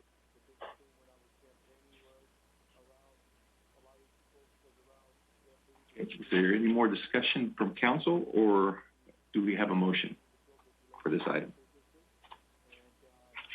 I will make a motion for the city to include the school districts in with in developer discussions, and also developer agreements, working towards bringing in some capital for them to build schools, and go or to get them to build a school. I know we don't have very many big areas that we could do that, but if we can get a little bit of funding here, a little bit of funding there, it'll go a long way to helping to build a school or schools that we need to get built. I'll second that. We have a first and a second. Before we take the roll call vote, staff, is that clear direction? Yes, it's very clear what the impacts of development is on the school system. There's no disagreement there. I don't want to raise your expectations, though, that when staff come back with what the state has preempted on our ability to not be able to collect additional fees unless it's through a development agreement, and those are far and few in between, I don't want to raise anybody's expectations that we're going to be able to do more than we really can. But we'll come back with a staff report and lay out all of the rules and laws, what some opportunities are, what other cities have found that they can do. I think we'll find that most of those were through development agreements, and that's going to be your best opportunity for this. But we'll come back with that information and see what opportunities exist. But isn't the ask also for the involvement for us to bring them in sooner than later? So it's not just what staff is going to do or what staff will get in developers. Our staff meets with them every 2 weeks, and they're familiar with every single development project. The point about whether they're involved in the negotiation of the development agreement, that is something that could be improved. And on the last big one that was not approved earlier this year, they were involved in those negotiations. So I don't want to mischaracterize what was presented to you, but there has been more involvement than it sounds like there's an understanding of. Okay. No, and I understand that Robin Schmidt has been, he's involved in all of that. He attended all the LLAD meetings. He attended every single one of the PA1 meetings. He's at our city council meetings when there's general plan amendments or rezoning, as well as planning commission meetings. So I understand that we are working with them, but there's no seat at the table, really. And as I mentioned, I mean, have them sit at the table and through developer agreements, try to get some additional funding for them. And that's all I'm asking is let's try to get them some additional funding. Absolutely. We're doing for the fire department. Okay, we do have a first and a second. Roll call vote, please. Councilmember Mendoza? Yes. Councilmember Meyer? Yes. Councilmember Rary? Aye. Vice Mayor Rodriguez? Aye. Mayor Bryant? Aye. Motion carries Okay, unanimous. Thank you. We will move on to item F2.2, future agenda item request from Councilmember Mendoza for City Council discussion of and possible direction to staff related to presentations from the City Manager following the meetings of the Brentwood Leadership Roundtable. And I'll turn it to Councilmember Mendoza to explain her request. Yeah, this isn't actually, it sounds bigger than it is. I just would like the City Manager, whoever, Tim, to come back and go, I had a meeting, like kind of how we do our very casual informational update. Come and like maybe before we start our informationals, after you have your meeting. And the reason I say that is because I have heard that not much gets done at the meeting and it's kind of a boondoggle. I've also expressed that I had a conversation with Dana Eaton about our interagency, and I feel like we really don't accomplish much. Like much of what I hear from them, I can hear from at a school board meeting. So I want our meetings to be of substance. I don't want meetings for meeting's sake, and I haven't heard of any, we spend staff time on this meeting, staff resources, you spend your time. So let's just, it's nothing I want staff to do. Like, I want you to own it and you to come to us and say what you got out of the meeting or what you felt you relate to the community that benefits the city. That's it. It's not anything formal. I don't need a write-up. I don't need anything like that. Okay, at this time, we will open public comment. Margaret. I received 0 written public comments on this item. If you wish to speak on this item, please raise your hand using the Zoom feature, and I'll call upon your name if provided and unmute you to speak. Remarks are limited to 3 minutes per person, and your microphone will be muted after the timer has expired. And I see one hand raised. Rod, I'll go ahead and call on Rod. Go ahead, Rod. Thank you, Margaret. I just want to say I would love to hear what goes on at these leadership roundtable meetings. I had questions when I learned that was formed, what the selection criteria were, how come some people are leaders and how come some others aren't, particularly why isn't Kathy Griffin a leader in this community with the support that she has citywide. Please have Tim come in and tell us what he does at these leadership council meetings, leadership roundtable meetings, because I would really like to know. Thank you so much.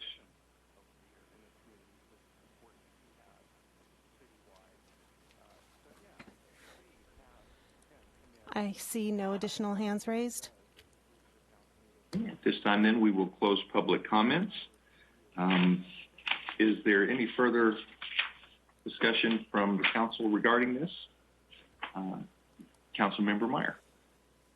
Thank you. I still like the idea if the roundtable discussions are continuing of having a leader representing the nonprofit community. Tim, you and I have talked about this, and I feel like we've got a lot of vulnerable people in the community that aren't represented or that are underrepresented, underserved with resources. I would really like to see someone from the nonprofit community serving that portion of our community, being represented, having a voice in this leadership roundtable.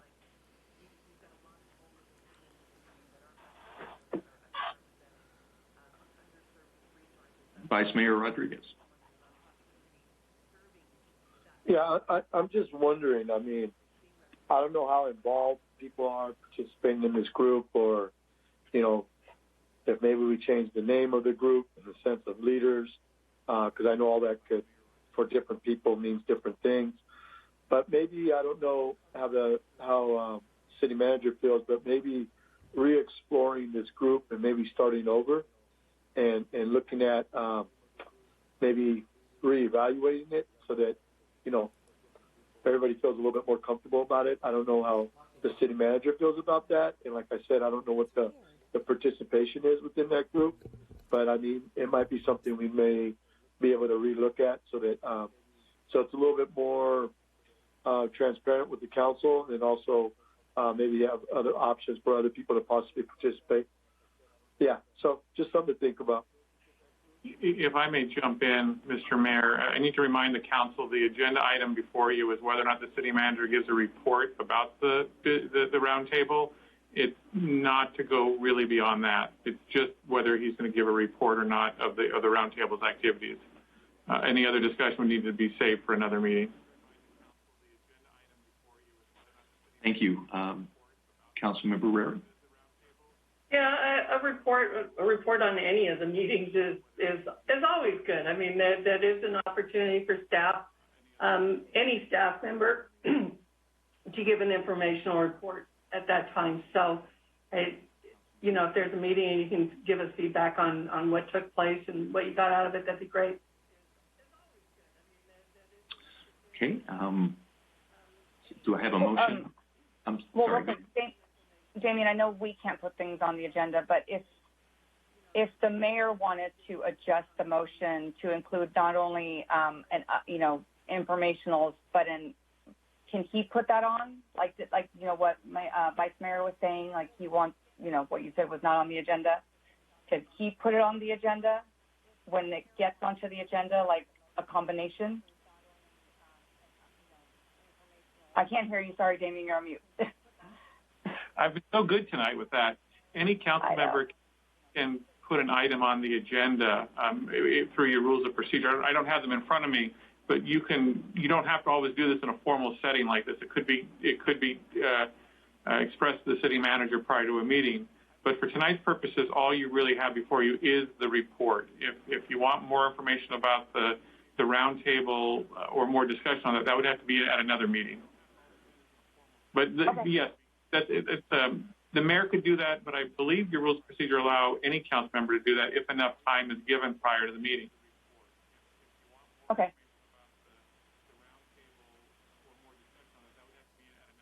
Vice Mayor Rodriguez, do you have your hand up on purpose? Oh, okay. So do we have a motion on this item? So I make the motion that when there is a leadership council roundtable meeting, the city manager joins us in our informationals and gives us an update of what transpired during the meeting. Second. We have a first and a second. Roll call vote, please. Councilmember Mendoza? Yes. Councilmember Meyer? Yes. Councilmember Rary? Aye. Vice Mayor Rodriguez? Aye. Mayor Bryant? Aye. Motion carries unanimous. Okay. At this time, then, I need a motion to adjourn. So moved. Second. We have a first and a second. Roll call vote, please. Councilmember Mendoza? Yes. Councilmember Meyer? Yes. Councilmember Rary? Aye. Vice Mayor Rodriguez? Aye. Mayor Bryant? Aye. Motion carries unanimous. We are adjourned. Everybody be safe. Thank you all very much. Goodbye.